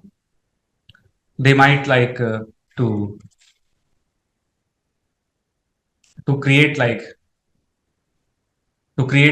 issues. What they might do to create the issues, what they might do, they might basically, like, let's say, change some parameters to create the issues. What they might do, they might do these kind of things, such as what I did. I went on router 2 and I statically added an ARP entry in the ARP cache. So show IP ARP, static entries are always preferred over dynamic entries. So this 192.168.3.2 has this MAC address. I have statically configured that information on here, which is incorrect actually. This ARP entry is incorrect. So now if you try to ping from the host machine 1, if you try to ping from the host machine 1, the ping will not happen, and the ping is not happening. Everything is okay. Everything is working fine. Everything is okay. All the encapsulation, you will check the ARP cache, you will check the routing table. Everything will look okay, but the ping is not working. Ping is not happening. Why the ping is not happening? Because actually the MAC address that is configured is basically incorrect. The MAC address that is configured is actually incorrect. So they might create issues like that, where like the ping is not working. And why the ping is not working? Because someone statically configured the MAC address to an incorrect entry. Question: what will be better, to remove this or to correct it? What will be better? To remove this. Remove this. Okay. Any other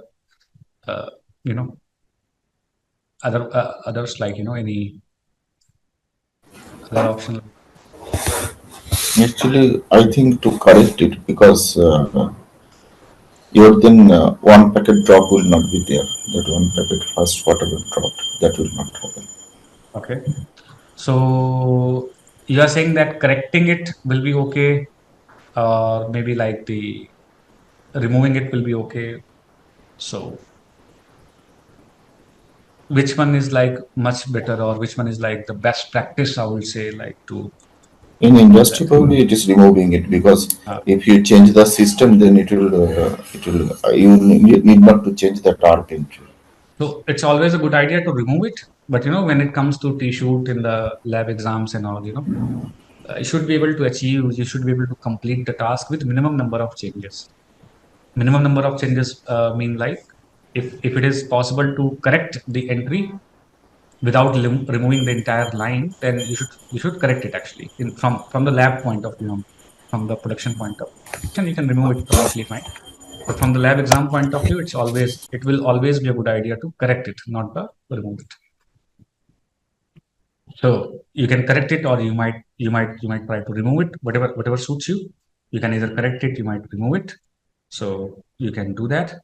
Sometimes what they do more, like what they do to create the problems, what they might do that they will connect another PC, and here they will configure the same MAC address as this one, or maybe as this one.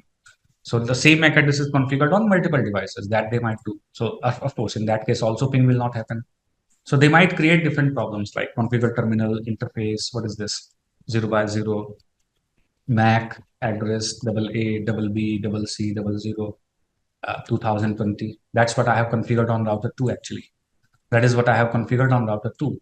And I'm configuring the exact same MAC address on the server. So now if you do the ping, still the ping will not happen. You can see, but still the ping will not happen. So they might do the same thing. They might configure actually. They might configure the same IP address, same MAC address basically on multiple devices. Like there are multiple devices in the broadcast domain, and somewhere they have configured the same. Somewhere they have configured the same MAC address. On some machines, they have configured the same MAC address. And the worst thing about this MAC address thing is that you will not be able to know it actually. If you configure the same IP, at least you will get the logs that duplicate IP. But in case of MAC, you will not get any logs. No logs. You don't see like any logs. Show IPR, no logs, nothing. You will see that the MAC is not getting resolved. You are trying to ping, your directly connected device is not pinging. Your directly connected device is not pinging actually. Your directly connected device is not pinging. And when you are checking like the ARP cache, you are seeing that the ARP is not getting resolved. And you're not able to figure out why the ARP is not getting resolved, even though it is like directly connected. So it's a very small things, like they might have the same IP configured, they might have the same MAC configured. So what you should do in this case, you should always check like if two or more devices, is it like two or more devices have the same MAC address? So you do show IP ARP here, you do the show IP ARP. ARP was not able to resolve. Incomplete basically means I could not resolve the ARP for that particular IP address. So go to the router number 2, show IP ARP, and you see this MAC address, and you notice this MAC address, both of the MAC address are same. That's why the ARP was not able to resolve. So just correct the MAC address, or again remove the MAC address, whatever is more suitable to you.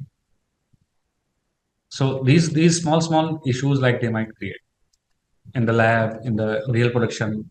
An attacker connects itself with the network and configures the same MAC address onto the device as some other device, and the services of the device is basically, they go completely unreachable. So these kind of challenges, these kind of issues you might face actually. So be careful. It's important to understand the process of ARP and IP from the T-shoot point of view. You might always see some here and there some challenges based on the IP and ARP process. So Also one question. This was one of the interview question.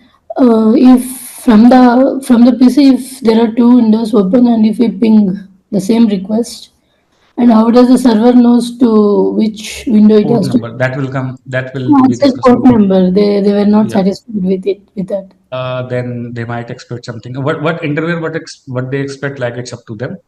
The connections are basically identified uniquely based on the source port number, destination port number, source IP, destination IP. So they might want to hear socket. They might want to hear. They might have Socket also I said, but they said so- they are not agreeing. So actually, if suppose if it is google.com, if you ping google.com from two different tabs from the same host one, so there will no, the destination the port number will be same, right? Destination port for both. No, for that we have to understand how the netting works for the ICMP. That is a different thing. That is a complete different thing. No, actually, when it resolves the port number which adds in the IPv4 header, it will be like There is no port number in IP4 header. IPv4 no transport layer. Yeah, there is no. Yeah, so if you are doing the ping, there will not be transport layer. So if you do the ping, there will not be like any transport layer. This is the ping packet. Ping packet does not include any transport layer. So it is just ICMP IP. That's it. There's no port number concept. Okay, that's what. In this case, how does the server knows Yeah. to which? For that like search through the documents, go through the documents like how ICMP works with NAT. Okay. ICMP with NAT. Search how ICMP works with the NAT. There are a few fields in the ICMP header that are responsible to map each and every ICMP core request with the corresponding NAT entries. So that is a different thing that they have asked. Okay. From the browser point of view, you earlier said browser. From the browser point of view, it's source port number, destination port number. From the ICMP and these packets, from the layer 3 packets point of view, it is a different thing. Maybe we will discuss that tomorrow. Remind me tomorrow. We'll talk about it. Okay. But for that, you have to understand how ICMP works with NAT. Okay, I'll go through some videos. Yeah. Hey, Surinder, it was a old question that you can do static route via interface, exit interface, as well as via the destination next hop. Yes. Okay, and what was the difference? So in case of next hop, it will directly ARP the next hop. In case of interface, it will send the it will just throw the packet out of the interface. No, incorrect. That will be covered in the static routing. The static routing with exit interface, we'll talk about that. No, that answer is incorrect. It will not it will still resolve the ARP, but using a different mechanism. It will still do the ARP, but in a different mechanism. We'll talk about it in the static routing. Okay. Right. Hello, Surinder. Yeah. Yes, yeah. Just one question. When we ping a certain destination, then according to you, only network layer, data link layer, and physical layer will come into the picture, right? Yes. And rest upper layer means application to transport. It will not come into the picture. Yes, correct. Encapsulation happen properly. Yes. And I'm also considering the fact that we have pinged the IP, not the name. Okay. That is correct. You can also confirm it from the captures. This is ICMP ping packet, ICMP echo request, and the only fields that you see in the packets is ICMP, IP, and data link layer. That's it. You don't see TCP. Actually, I'm seeking for some more information. Like suppose when all layers will come into the picture, we are pinging. Tomorrow. That will come tomorrow. When we do the telnet to the server, then all the layers will come. So that is a discussion for tomorrow. Okay. Thank you. Okay.